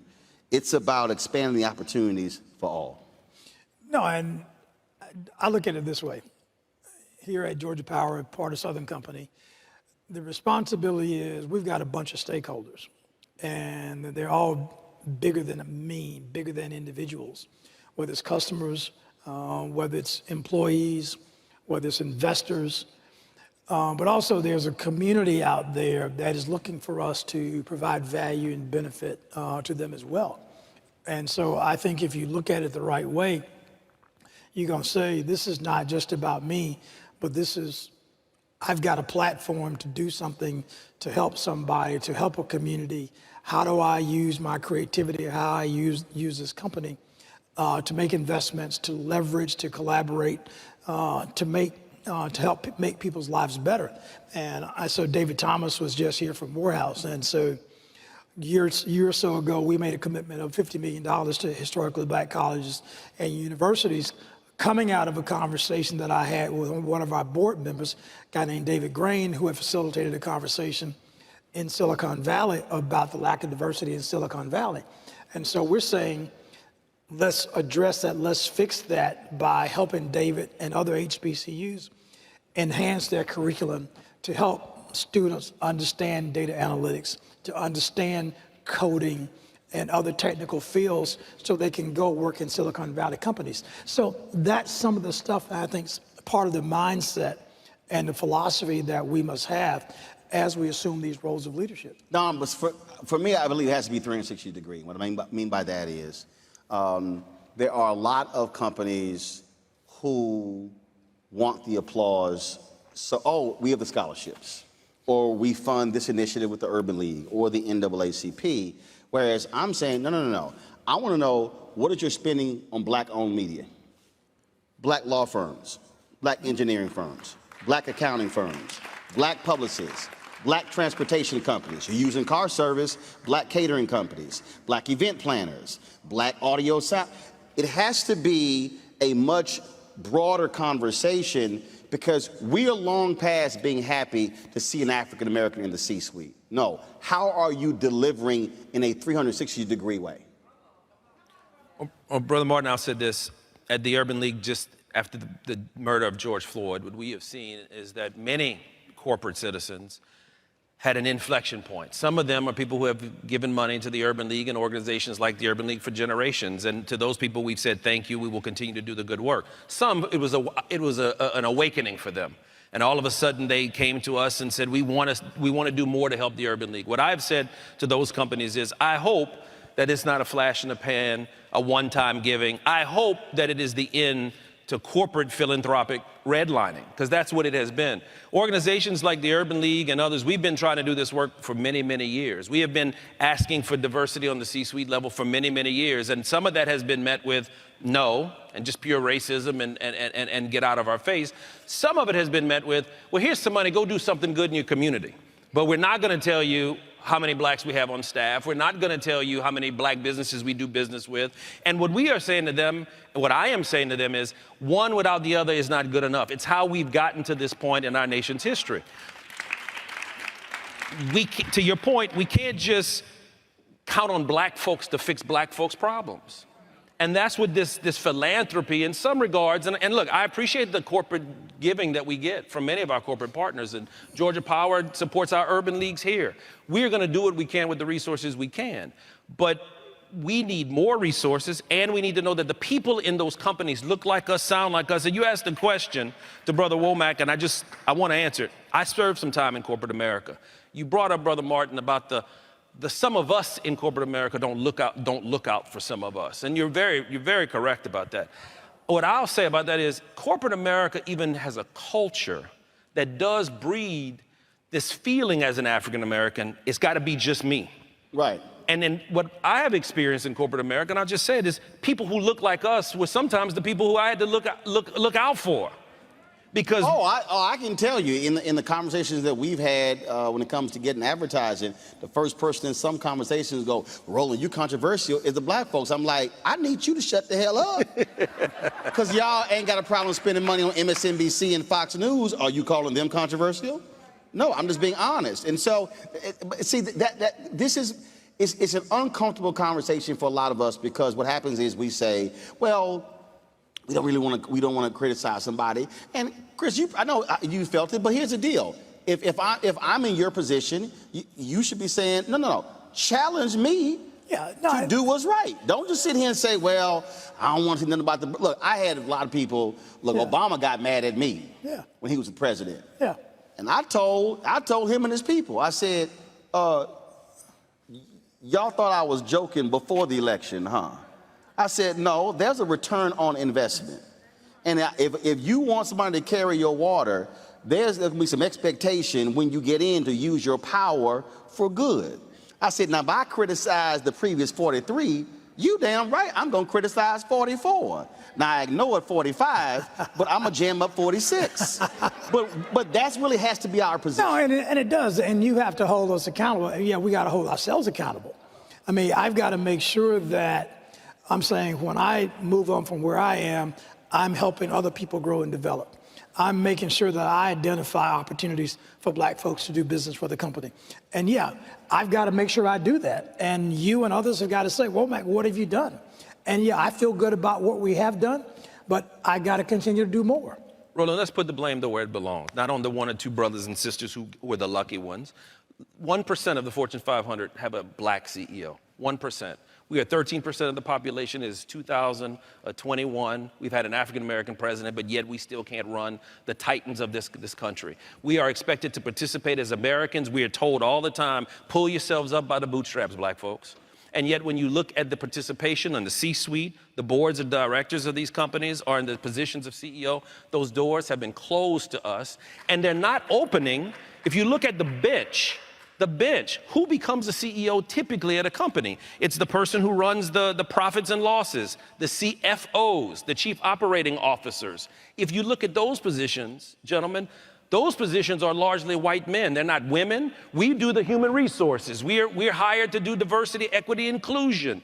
By and large, those are not the positions that rise to become CEOs of the company. So if you even look at the benches that these companies are creating, we're not even on the bench, Roland. But this is also, again, you're absolutely right in terms of where you place it.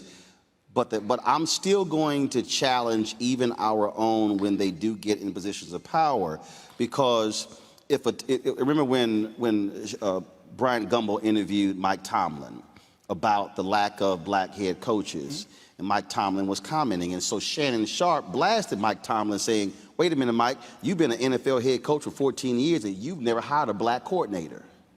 So it's also when you do get in, how do you open the door to say, no, I'm gonna create my own coaching tree, my own executive tree, and that's also sort of how I think how we have to challenge folks that when you get in, are you expanding the opportunities? Agreed. Identifying the people, because to your point, look, you're not gonna be there forever, but you wanna be able to have a coaching tree or an executive tree that comes behind you. No, absolutely, and we get in the position, I can't not say, okay, well, I can't talk about diversity. I can't talk about race issues. I got to still be the champion. I mean, I've got to be the one leading the charge and making sure that I'm developing the bench, making sure that whether it's the finance organization, the operations, it is full of people of color, of diverse people in all parts of the business. So there is a succession plan, succession tree available to fill this seat. And so that's what we have to do. I mean, everybody's got to hold us accountable, our employees, our community. If we do that, we'll get there. I mean, there are a lot of good conversations that are taking place today. And I do think we have an opportunity to do things that we've never done before and to really make some changes that otherwise would not have happened. But we got to hold ourselves accountable. We got to stay to it. It's a long journey, and we got to stay committed, and I think we can get it done. John, you mentioned George Floyd, and there were a lot of people, there are a lot of companies, some here, that made announcements, that made pronouncements, that issued press releases, that people applauded. I've said to folk, I'm not giving you credit for a press release. And you shouldn't. I'm going to give you credit when you deliver on what you put in the press release. And so that's also, I think, what has to happen. And I know, I'm sure our frat brother Mark was a little uncomfortable. I had him on the show, and I talked about Pepsi. And I'm not picking on Pepsi, I'm just using an example because I think we also have to be thinking differently when we're having these conversations. So Pepsi has a 10-year, 5-year commitment with the International Urban League to stand up black businesses. Fully support, 10 million. They have an initiative where they want to drive $100 million over 5 years to black-owned restaurants. But Pepsi spends about $3 billion a year on marketing. If Pepsi committed 5% of its marketing dollars to black-owned media, that would be $150 million a year, $750 million over 5 years. $10 million to the Urban League over 5 years, $100 million they want to drive in receipts to black-owned restaurants, but $750 million could go to black-owned businesses over a 5-year period. That's the number. And I think we have to be making a level of demands of companies that are different. And that's why I'm saying we have to be far more specific in that we appreciate the support of civil rights organizations, but the real flow of resources is when it comes to the companies, and that's the demand. And we must be that specific with every single company, whether you're Wells Fargo, whether you're Bank of America, whether you're Citi, whether you are in whatever industry, because, again, philanthropic support is one thing, right, but standing up and supporting and investing in black-owned and minority business is a completely different thing. Absolutely. But and Roland, you make an excellent point. After May 25th, George Floyd's death, and I think it was the BET Awards. If you go back and look at some of the ads and some of, I mean, it was some great. Oh, no. Do you need them? Because I wrote them all down. Okay, but it was because I posted on Instagram every single one of them. Go ahead. It was some phenomenal creative work that was done. Y'all think I'm lying. Keep going. And so I do think, and whether it's press releases or whether it was wonderful creative, yeah, we got to hold ourselves accountable for what did we do after that. I mean, no. I want you to put a pin in that, because here's the deal. Because see, again, this is where the game comes in. They hired black and minority creatives to produce the spots and paid them. What I said is, no. Yeah. But are you also running ads on black-owned media? So what happens is, they want us to be happy. No. But we hire some black creatives. I'm saying, no. We want that that pot and that pot. Yeah, and that's one of the conversations I know that we have internal. What are we doing today? I mean, not just what we did in June or July of 2020, but are we still on this journey? What progress? I mean, what advancements? What causes are we continuing to invest in that we talked about back in May and June of 2020? And I think that's something we got to all hold ourselves accountable to as companies. Roland, Don, this is business. We're not talking a handout conversation. No, that's right. We're saying there are actual businesses, and I need people to understand when we talk about businesses, specifically African American. Prior to COVID, there were 2.6 million black-owned businesses in America. 2.5 million had one employee, doing an average revenue of $54,000. That's right. So the problem is we really only have 100,000 black-owned businesses. Right, that have employees, that have capacity to really. They have more than one employee. That's right. So you can't even break down how many of them have 2 or 3. Right. When I launched my show 3 years ago, the day I launched, I was in the top 5 percentile of black-owned businesses and employees. So going from launching the business, going from that to $3 million a year, 3 years later, yes. I am actually doing better than 95% of all black-owned businesses in America. That's in 3 years. Right. That's crazy. So it's a capacity conversation that has to happen, and companies, when we talk about C-suites, we talk about who you're doing business with, the challenge has to be there, and then we talk about whole accountability. No. What is it this year? What is it next year? Yeah. Then what's the benchmark the following year? As opposed to, hey, we got a diversity award of being a great place for minorities to work. That's right. But we can't live on accolades. Okay. Because we can't deposit awards. And so that's my thing. I mean, yeah, give me an award, I'll take a photo with it, but I can't stand on that. I ain't never deposited a selfie. Okay, no, so we can't live on accolades. And so all the work we're doing, one of the things we're going to do is end of the year, we're going to do what I call a transformation report that will highlight everything that we're doing. Then we'll benchmark ourselves against other companies to say, okay, am I good, bad, or indifferent, and where's it I can get better? And I'm going to do that every year. Every year we're going to do a transformation. We're going to grade ourselves. That's right. And I'm going to have somebody come in and audit to say, how well are we doing? But I think that's the way we get better. That's right. But Roland, you're making the case for this panel. The reason why things are the way they are is because we don't have people who grew up like we did, know people that we know, go to church where we go, know that black businesses are very small businesses. And so if those people don't work in the businesses, they don't sit in the C-suite, they don't have a chairman and CEO like this gentleman, they just don't know. So a lot of that conversation, that frustration that I hear in your voice, we feel it, we live it, is that PTSD of being a black American until we diversified the C-suite. we're really speaking in a vacuum. And so that is the reason for this panel today is, you're right, you bring up, we can have both. We can have philanthropic, but we need supplier diversity. But if no one in that room understands anything you and I are talking about today, or Chris is talking about today, it doesn't happen. Well, and the thing is, one of the things that we are, and I get it, I understand, and we're afraid to, a lot of us are afraid to call folks out, to challenge folks. Martin Depp has a great book about Operation Breadbasket, 1966, 1971, that created the opportunities for many African-American businesses in Chicago. That was really one of the lasting things of Dr. King, and the idea came from Reverend Leon Sullivan. And I had a friend, he said, Roland, do you have to be so aggressive in calling companies out? Yes. And I had another friend who said, well, can you do this quietly? I said, show me how that's worked for me so far. See, at some point, you have to get some people's attention by alerting their customer base who's not doing business with us. And if anybody say that's not me, all you should do is go to April 3rd, 1968 and listen to Dr. King's speech from Mason Temple in Memphis, where he specifically said in the speech, Jesse, what do you call it? Redistribute the pain. And what has to happen is, and I'm not saying this requires launching massive boycotts of companies.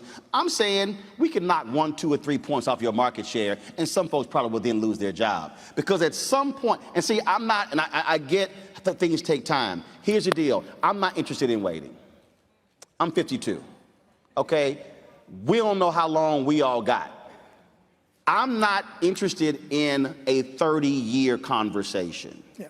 No, I want to know, change it in 3, 2, 1. Capacity is here, opportunity is here. You got to have folks who are simply willing to do it. And I think we're just going to be a lot more aggressive in making that demand. Yeah. No, you do, and make the ask. Don't be afraid to make the ask. I mean, don't be afraid to have the conversation. And not the small ask. And not the small ask. I mean, the big ask. Yeah. Okay.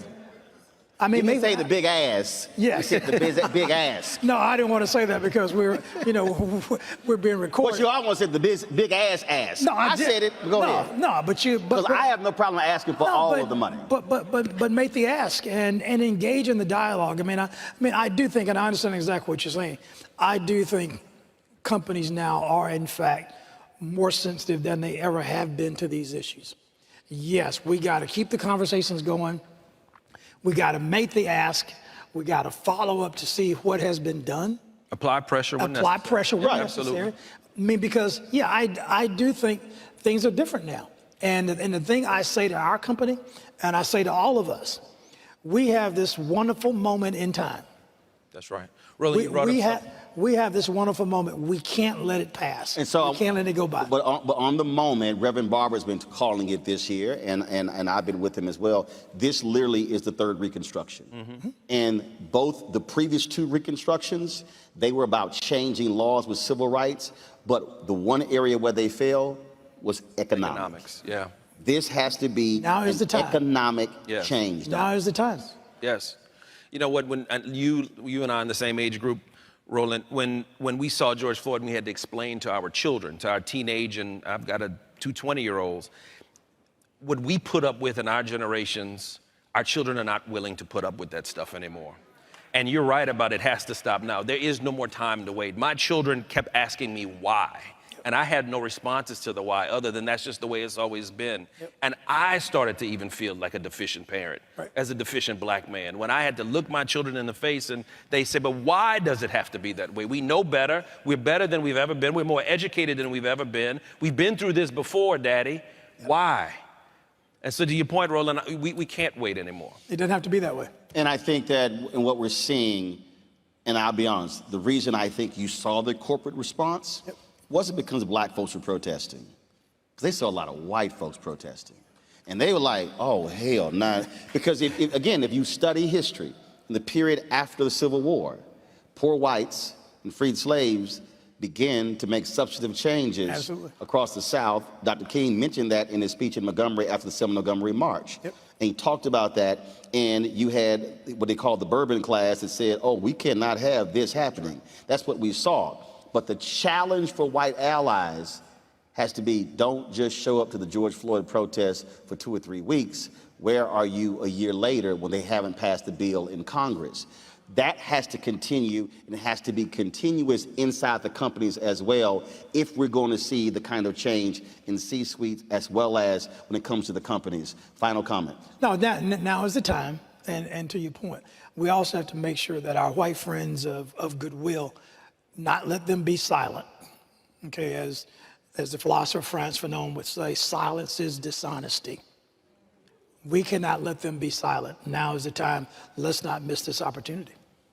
We need to educate our young people that working in corporate America is not a bad thing either, as well, though. We need brothers and sisters in corporate America. We need our next titans, our next CEOs, CFOs, chief operating officers in corporate America to be our young people, to be us. And so let's educate our young people to go be good corporate citizens in corporate America so we can change some of these systems you talked about, Brother Martin. My final comment is real simple, and that is I've started every job with the premise I'm going to get fired anyway.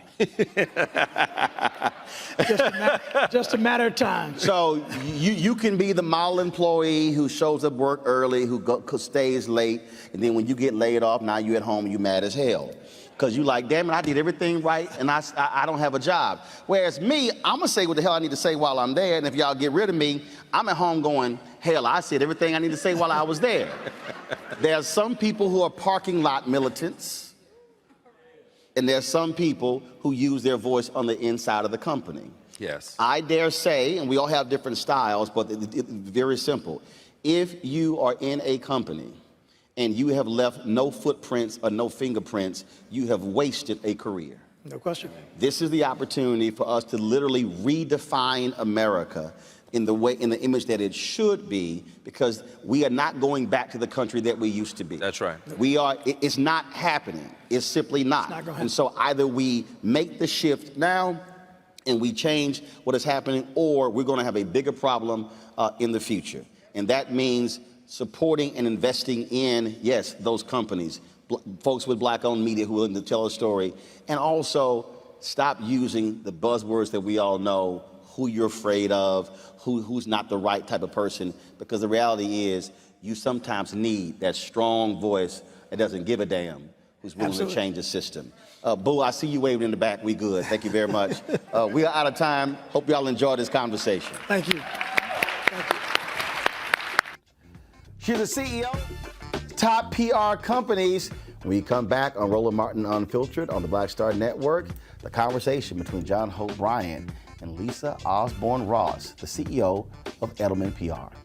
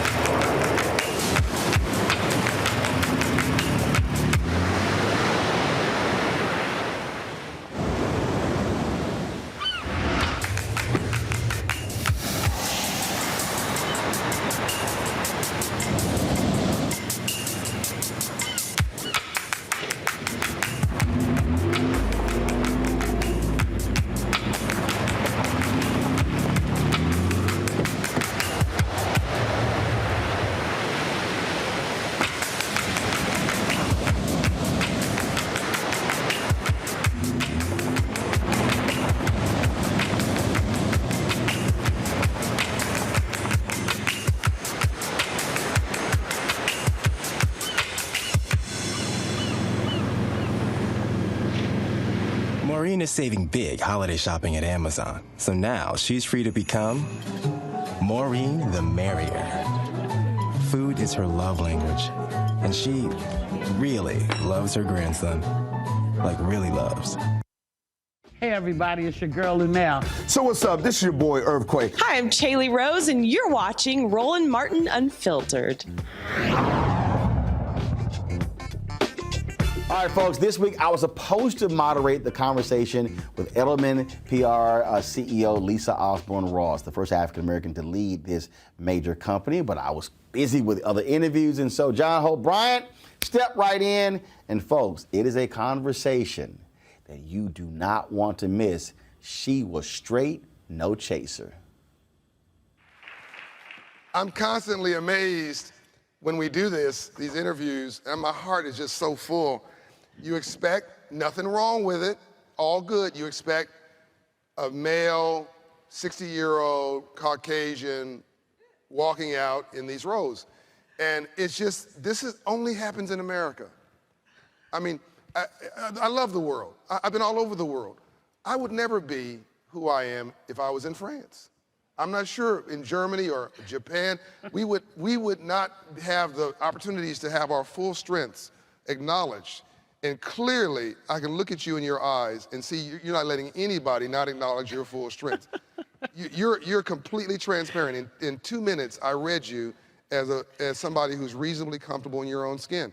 And you're the first CEO, female black, in this role ever, right? Absolutely, yes.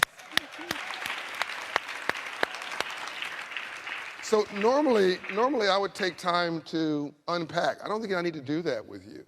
I want you to have a relationship with this global audience, and I want them not just to know who you are as a person, but I think they are best informed about you through what you do. The data that you have is unbelievable. I could not be more happy, more proud, more full, as you have said, to be here. I have watched this conference. You all have had a parade of all of our clients on this stage. And for me to be able to talk about what is critically important, something that Thelma and Daniel Osborne taught me too many years ago for me to say publicly, that money matters. Yep. And our ability to make it, to keep it, to share it, and to pass it down is the only way that we as a people, because that's my first identity as a black woman, but we as business people, but we as a nation will ever survive, is if everybody can participate in this American dream, and that is rooted in money. So, amen. I have the pleasure of working at Edelman, which is a global communications firm. And we do brands, and we believe that brands should follow their purpose. And we believe that purpose and profitability go hand in hand. And after the murder of George Floyd, our clients fell into probably 3 or 4 different categories. One, those who were already doing it and then went for it. No, hold on, wait a minute. No. See, she's so serious. She's like a corporate killer. Like, she's going right in. Like, you are no joke. I want people, before you get there, I know you got this. When I looked at you in the back, I saw your mother, I saw your father, I saw your ancestors. That reasonable comfort in your own skin, which is very rare, that self-esteem and that confidence. The confidence is clear. You're competent. That's why you're in this role. But the self-esteem, black women in this audience, white women in this audience, Asian women in this audience, they need to know, Indian women, women and people of color need to know not just what you do, but how you did it. Where does this self-esteem, just spend 2 minutes on it, where does this self-esteem come from? You know, my mother and father. Where do all good things come from? And my God. And I'm very comfortable talking about my faith as a corporate leader. You know, my parents raised us to believe that, and you talked about this earlier, not only can you, but you must do well and do good at the same time. That's right. And so I am very clear. So you talk about women in my position. When I am asked, you know, how did you get this role? What do you do? And I say, I'm not scared of money. I'm comfortable with money. Say that again. I like money. And I want everyone to have that comfort level. Yep. And for women who are in the positions that we are in, you have to be able to manage the money. You have to be able to make the money. And you have to, in a position like mine, talk to your clients about how to do the same thing. So, again, this is a gift. We weren't even, so this is gifted because you weren't even supposed to be doing my interview. Right. And we saw each other in the back and we were like, all right, let's do this. And so, but I do want to talk about this research, and I want to talk about the things that we've learned and the things that we're going to do as a result of it. So one, our clients, like everybody else, were like, what can I do? And we were like, put money into the community, advance agendas, recognize, particularly in financial institutions, that there is systemic bias and racism in financial institutions. Straight up. It just is. And I don't subscribe to unintentional bias. I just don't believe it. I think it's the way that we let people off the hook. You know exactly what you're doing when you're doing it.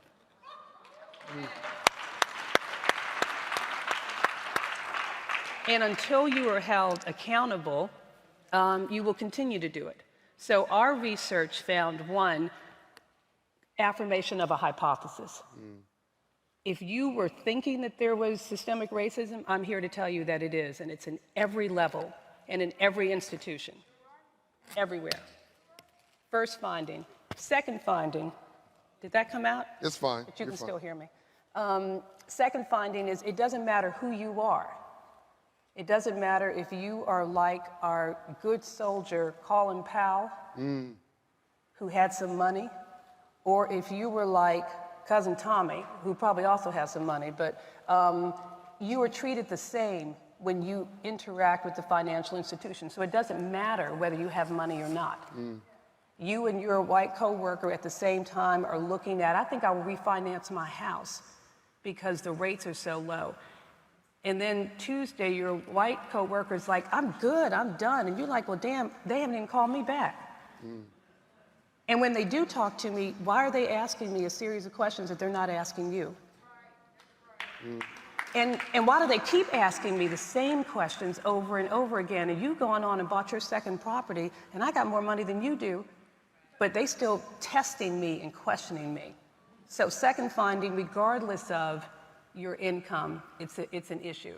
The third one, and this is the travesty for me, because we know how to make money. Right?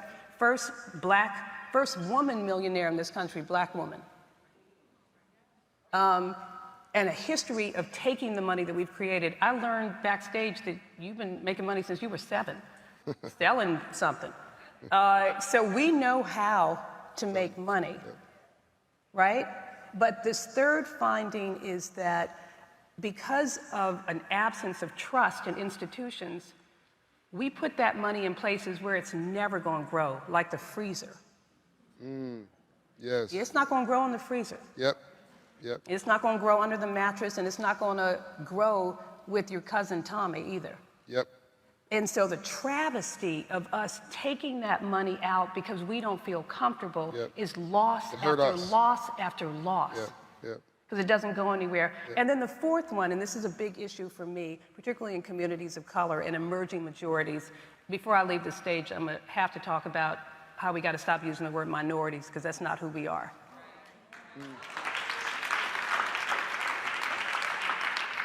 We are emerging majorities, and sit in a room and use that language and see how the conversation shifts. Because you are no longer less than the other side, a little bit of what's left over, but we are emerging majorities as communities of color. But the painful part of that is that this impact, this racism that I'm talking about, has a palpable impact on our souls. You talked about soul, you talked about self-esteem. And the records of people that we talked to who said, I get so anxious, it just makes me sick. I know I have to go into the bank and I have to prepare for that. And it just makes me sick, and this was particularly acute with the Hispanic community. So in a world where we are struggling with chaos and challenges to our souls and our spirit, then you so damn scared of having a conversation that you recoil and then you go back and put your money in the freezer. It's a self-fulfilling, horrible prophecy. So I never talk about problems unless there are solutions.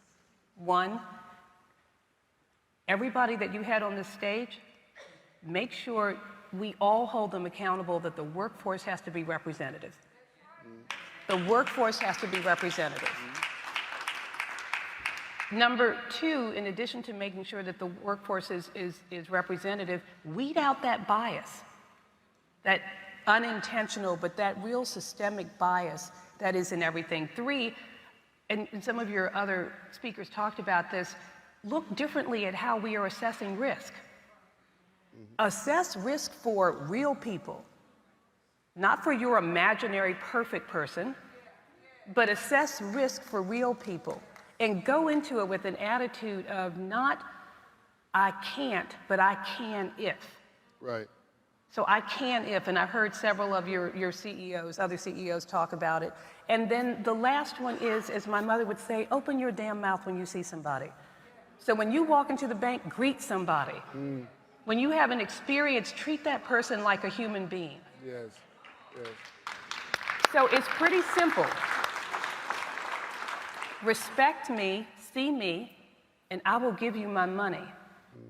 And I need you to help me grow it so I can give it and I can make a difference. So that's me. Said, you know, as you were talking, I'm thinking how much you remind me of the silent but strong spirit of Coretta Scott King. I'll take that. Yeah, she talked, she didn't have as much emotion in her voice as you have, but it was that same strength, looked you straight in the eye. Her daughter, Bernice King, who's a friend of ours, has that same spirit today. So I commend you for speaking your truth and carrying it with you wherever you go. There's one thing you said that I want to make sure that people watching this broadcast are not fearful of, and I've said this before, I'm going to say it again. She said emerging majorities. We're not a minority. Fantastic, that's great. But I don't want my white brothers and sisters who may be 55, 60 years old, male, whatever, maybe high school education, sitting in rural someplace, watching this and seeing what she just said as a threat to them. That's wrong. There's enough room here for all of God's children. Right. I learned early to talk without, and I learned this from Ambassador Andrew Young, talk without being offensive. Right. Listen without being defensive. And always leave even your adversary with their dignity. Yes. Because if you don't, they'll spend the rest of their life trying to make you miserable. Right. It becomes personal. And very much like what you said about we responded to the pain by putting pain on ourselves, by putting oh, I'm not gonna give you my money, so we put it in the freezer. Right. Like that's doing something. Right. Right? You're just hurting yourself. Right. Right? But conversely, I don't want my white brothers and sisters to see this beautiful, bold commitment to just our fulfillment of our somebodyness is somehow a threat to them. When we grow the economy, everybody wins. Good for everyone. Yeah. It's good for everyone. And, you know, what I say, you know, I run a company that is mostly white. You know, we're working on that. Yes. So that it is representative. I don't also use the word to diversify. Yes. The world and our companies and our stages and our actions have to be representative. Census Bureau is right out there. You know, they just shared the data, about 42%, so it should be representative. But this is not about moving people away. That's it's right. making the table bigger and That's inviting everyone to it. So I'm not trying to move you away, but I am trying to make room. Move us forward. Yeah, so that the table is representative of the real world around us. Stephanie Rule was with us yesterday, and she said, of CNBC, she said, it's about expanding the table and adding a seat. Right. So there was a Citigroup. Or making your own table. I mean, that's the other thing. You know, go ahead and make your own table, put your own table together. Citigroup had a report during the pandemic that showed that that racism against blacks alone, in the last 20 years alone, not 200 years and not other races, just 20 years for blacks alone, cost the U.S. economy $16 trillion. And if we would just knock it off right now, just knock it off, the American economy would pick up another $1 trillion a year of GDP, which would, by the way, in 4 years pay for the stimulus from all of last year. Right. Just that one thing.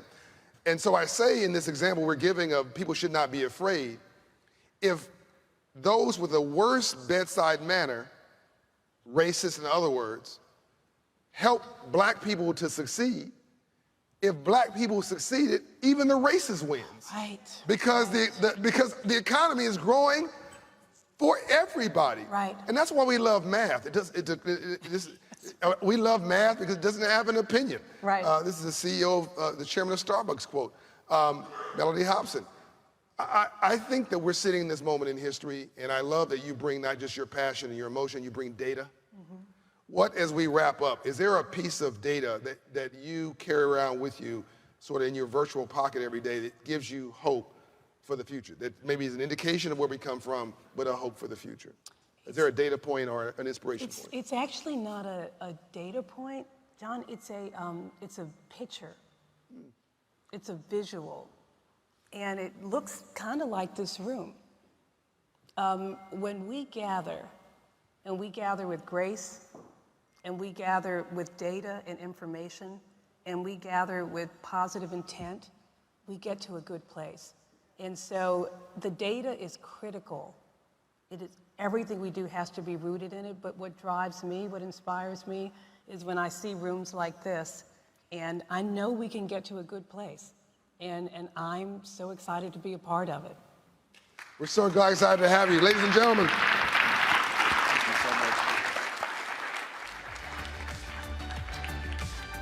All right, folks, after this quick break, we will honor, again, retired General Colin Powell, who passed away this week at the age of 84. You're watching Roland Martin Unfiltered on the Black Star Network. Oh, that spin class was brutal. Well, you can try using the Buick's massaging seat. Ooh, yeah, that's nice.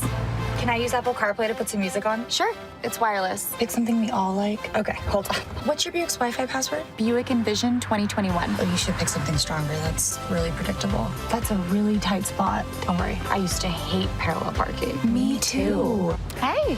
Really outdid yourself. Yes, we did. The all-new Buick Envision, an SUV built around you, all of you. Betty is saving big holiday shopping at Amazon. So now, she's free to become Bear Hug Betty. Settle in, kids. You'll be there a while. Ooh, where you going? Hello, everyone. It's Kiara Sheard. Hey, I'm Taj. I'm Coco. And I'm Lily. And we're SWV. What's up, y'all? It's Ryan Destiny, and you're watching Roland Martin Unfiltered.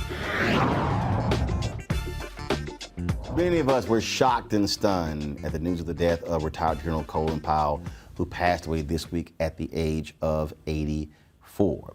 We wanted to further honor him by replaying the interview that I did with him 10 years ago in Los Angeles, where he was being honored with the NAACP's top honor, the Spingarn Iron Medal. Here he is, that conversation. Well, General Colin Powell, certainly welcome to Washington Watch.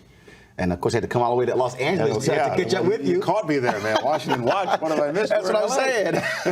Well, same thing. We talked to Russell Simmons last week on the show. Yeah. We never could get him in D.C., but we caught up with him in L.A. So it happens. So glad to be here at the Beverly Hills SLS Hotel. Well, it's good to be with you, Roland, and congratulations on Washington Watch. Well, you know, it's been a fabulous time, and so we love to have the conversation. So let's get right into it. Okay. I definitely want to get to, obviously, the award that you're getting, the President's Award from the organization. Of course, took place on a Friday night in Los Angeles.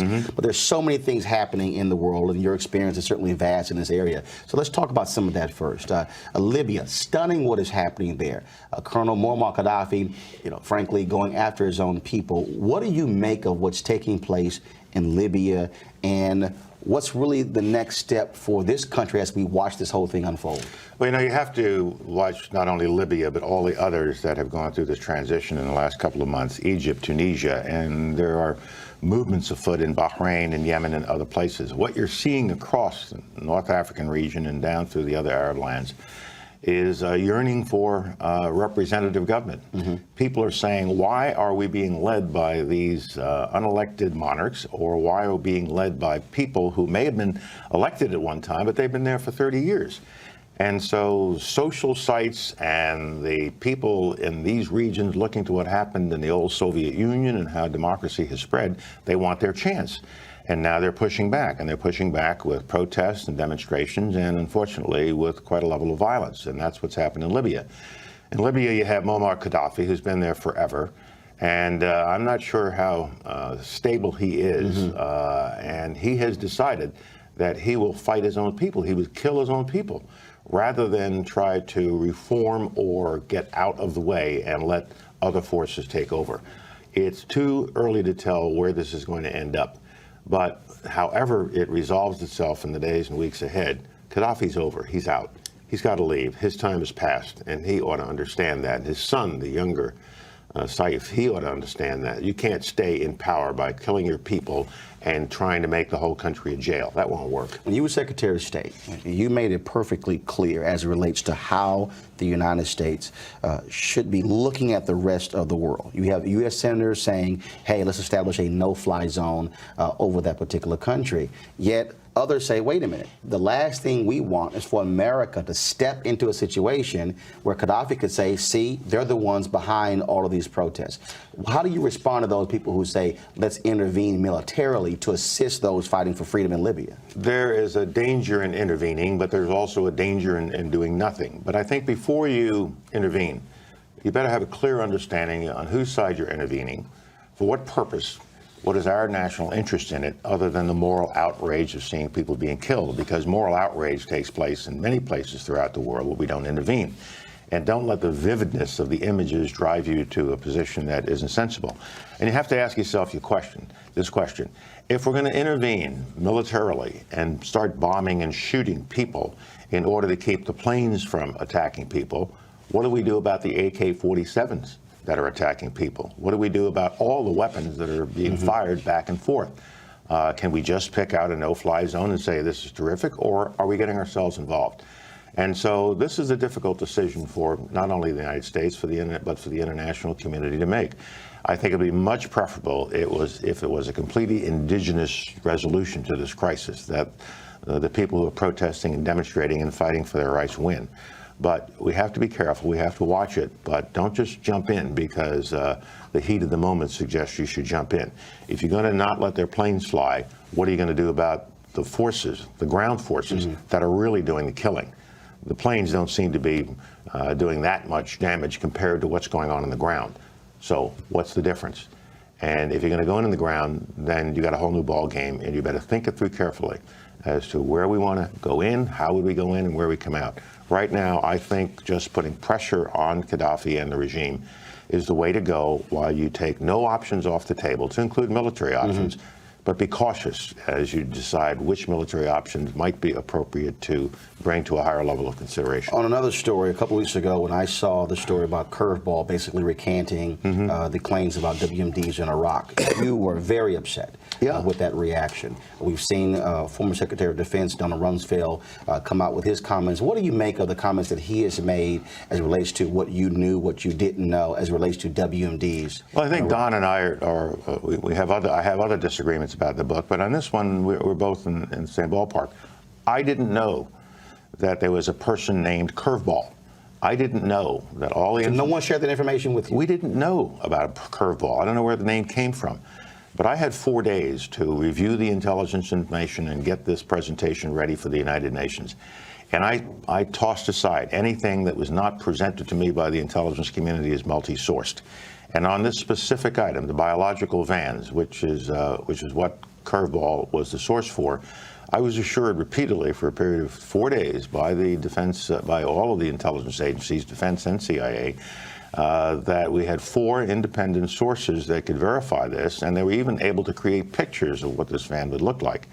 And so I went forward with the understanding that this was multi-sourced. It was only months later, many months later, that it started to unravel. And I heard, well, it wasn't 4 sources. It really turns out to be 1 source. And oh, by the way, we never interviewed him. Well, I could tell you I was not a happy camper when all this information came out, because I did the big presentation. But we have to keep in mind that that same misinformation was in the National Intelligence Estimate months before I spoke, and it was given to Congress. And then Congress voted a resolution on the basis of that. That same information was in the President's State of the Union address 2 weeks before I spoke to the UN. So we got bad information. The real question is, why wasn't it known to the intelligence community? And some people says it was known. It just never surfaced to the higher levels. Why didn't we do a better job of finding out what we really knew from this particular source, since we were relying so heavily on him? 2 months, 3 months after the war started, and we had this van in our hands. It didn't look like any biological van to me, but the CIA was continuing to insist that's what it was, but it wasn't. And it all rested on this one fellow who we now know as Curveball. And so people are asking me, well, did you know about it at the time? Of course I didn't know about it at the time. If I'd ever known that this was a single source in a German detention facility that we had never interviewed, and that there were people within the intelligence community of the United States that felt it was a bad source, I never would have used it. And is it the key, a single source? Just like in journalism, you always want to get more than one person to corroborate. Absolutely. General, it's one of the issues that has jumped out. We were watching the state of politics in this country, what's going on. Some recent comments by Mike Huckabee this week, talking about the president being born and raised in Kenya and madrasas, things along those lines. What jumped out at me, though, was this whole notion of his worldview. Huckabee saying we grew up with Boy Scouts and the Rotary Club. What do you make of, as the son of immigrants, what do you make of this whole notion that somehow there is one American worldview, as opposed to the many different communities that we grow up in, where they're all not the same? Well, there are many worldviews out there, or different views of the world is another way to put it. And in the course of my career, I have been privileged to meet people from all over the world, of all races and religions, of different political systems, social systems, different histories and cultures. And I think that as an American, I can be very, very proud of my country. And I think my country and my system is unique and the best. But not everybody shares that view with me. And so what I want to do is to show others what the American system is all about and why it's worked for us and so many other countries. But let me hear about your system. What are you doing? And for us not to be arrogant in our view of the rest of the world, but to realize it's a big world with lots of different attitudes and points of view out there. With respect to Mr. Huckabee, I just think he was having a bad morning. Mr. Huckabee is a decent individual, but I think he would acknowledge now that he misspoke. He has. But we've got to knock this nonsense off. Barack Hussein Obama, as I have said before, was born an American. He is an American. He's never been anything but an American. He was raised, for the most part, in, guess where? Hawaii, which is in a state. America. It's a state. And so we've kind of got to get rid of all of this nonsense about where he was born and where he was raised. And there's no question in my mind that President Obama, just as every president before him, wishes the best for the American people and is a defender of American values. That's the oath he swore when he was inaugurated. But beyond just the different views across the world, this is just another way of attacking him politically by throwing up this chaff, as we sometimes call it in the military, to confuse people. We're trying to confuse people. And to some extent, it works. There's still people claim at a high percentage that he was not born in the United States, the birthers. But most of those birthers know better. They know he was born here. They're using this birther issue as another way to attack the president politically. And what bothers me is beyond just different views around the world, even in this country. I'm African American. I grew up in Houston, Texas. And so my experience is different than that of somebody who might have grown up in Iowa or in California or in New England. Or in the Bronx. Absolutely. And so what happens is when you start hearing these phrases, what does middle America think? Well, no, I think what does Southeast Florida think? Or what is the Midwest or Southwest, other parts of the country? And so when we start saying these kind of phrases, I think it's, in many ways, it's coded language. It's coded language and is dangerous. And during the 2008 campaign, when I was making statements of support for President Obama, I made the point that there is not a good America and a bad America. Mm-hmm. There is not, small town America is good and big town America is bad. Don't tell me that I live in a bad America because I was born in Harlem and raised in the South Bronx. I had a great upbringing. And I had parents who believed in America with all their strong values. Even strong values. Tell me about it. But they were immigrants. So I am of the immigrant tradition. I come from a rather modest background. I was a black kid living in a segregated country, and all that has now changed. And so any American is a good American if that American believes in the country, believes in themselves, and is contributing to our society. And we shouldn't fractionate ourselves by north, south, east, west, rural, or urban. You're being honored by the NAACP. You talked about that childhood, talked about your life. Look, you've got tons of awards. You 4-star general. You've gotten all kinds of different things. But what does it mean for this particular organization to honor you because of its history and what it has meant to the cause of African Americans and really all Americans in making this nation a more perfect union? Well, I'm very honored to receive this award. I'm also a recipient of the Spingarn Award from the NAACP, so it means a lot to me to be recognized by this organization. I often tell people that I started out in the Army just a few years after segregation ended in our armed forces. If I'd come in 5 or 10 years earlier, I would not have had the opportunities that I got to go all the way to the top. And I worked hard for it. I had my commanders who encouraged me and trained me as I went along, but I never forget. I always point out to any audience I speak to that I stand on the shoulders of thousands of black men and women who served in combat for the armed forces of the United States, who never had the opportunities I had. And if they hadn't served and demonstrated they could do the job, I would not be where I am. And we also had organizations like the NAACP.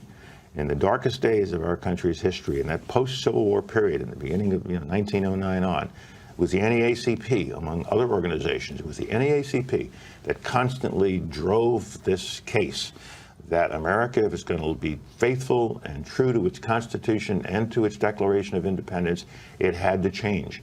And without that kind of pressure coming from the NAACP, we would not be where we are today. And I will always be grateful to all of those who were part of that second Civil War that the NAACP was a leader in. Well, General Colin Powell, congratulations on the NAACP Image Award, the President's Award, and look forward to chatting with you again on Washington Watch. Thank you, Roland. Thanks a bunch.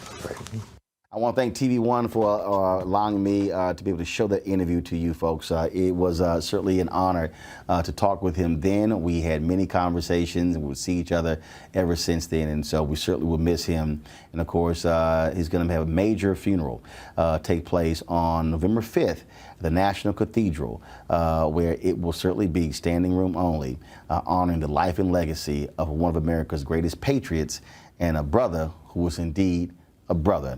That is retired General Colin Powell. Folks, that is it for us. We appreciate you watching, us being here in Atlanta. It's been a fantastic week. We've been here, great conversations, great interviews. We will live stream the entire conference. And so if you go to Black Star Network, you can see all 3 days of the Global Hope Forum. And so folks, check that out. Again, you don't want to miss it. Some fantastic conversations, some great folks who are here committed to black economic social justice. And so please do so. And of course, we always end the show by showing you all the folks who support us via our Bring the Funk fan club. If you want to join, what we ask is we're trying to get 20,000 folks annually to give $50, a minimum of $50 each. And so that's $4.19 a month, 13 cents a day. You can join our Bring the Funk fan club. Cash App, $RM Unfiltered. Venmo.com is /RM Unfiltered. PayPal is R Martin Unfiltered. Zelle is Roland at RolandSMartin.com. Roland at RolandMartinUnfiltered.com. And so here's our list of all of our folks who are members of the fan club. Folks, thanks a bunch. I will see you on Monday. Y'all take care. Holla!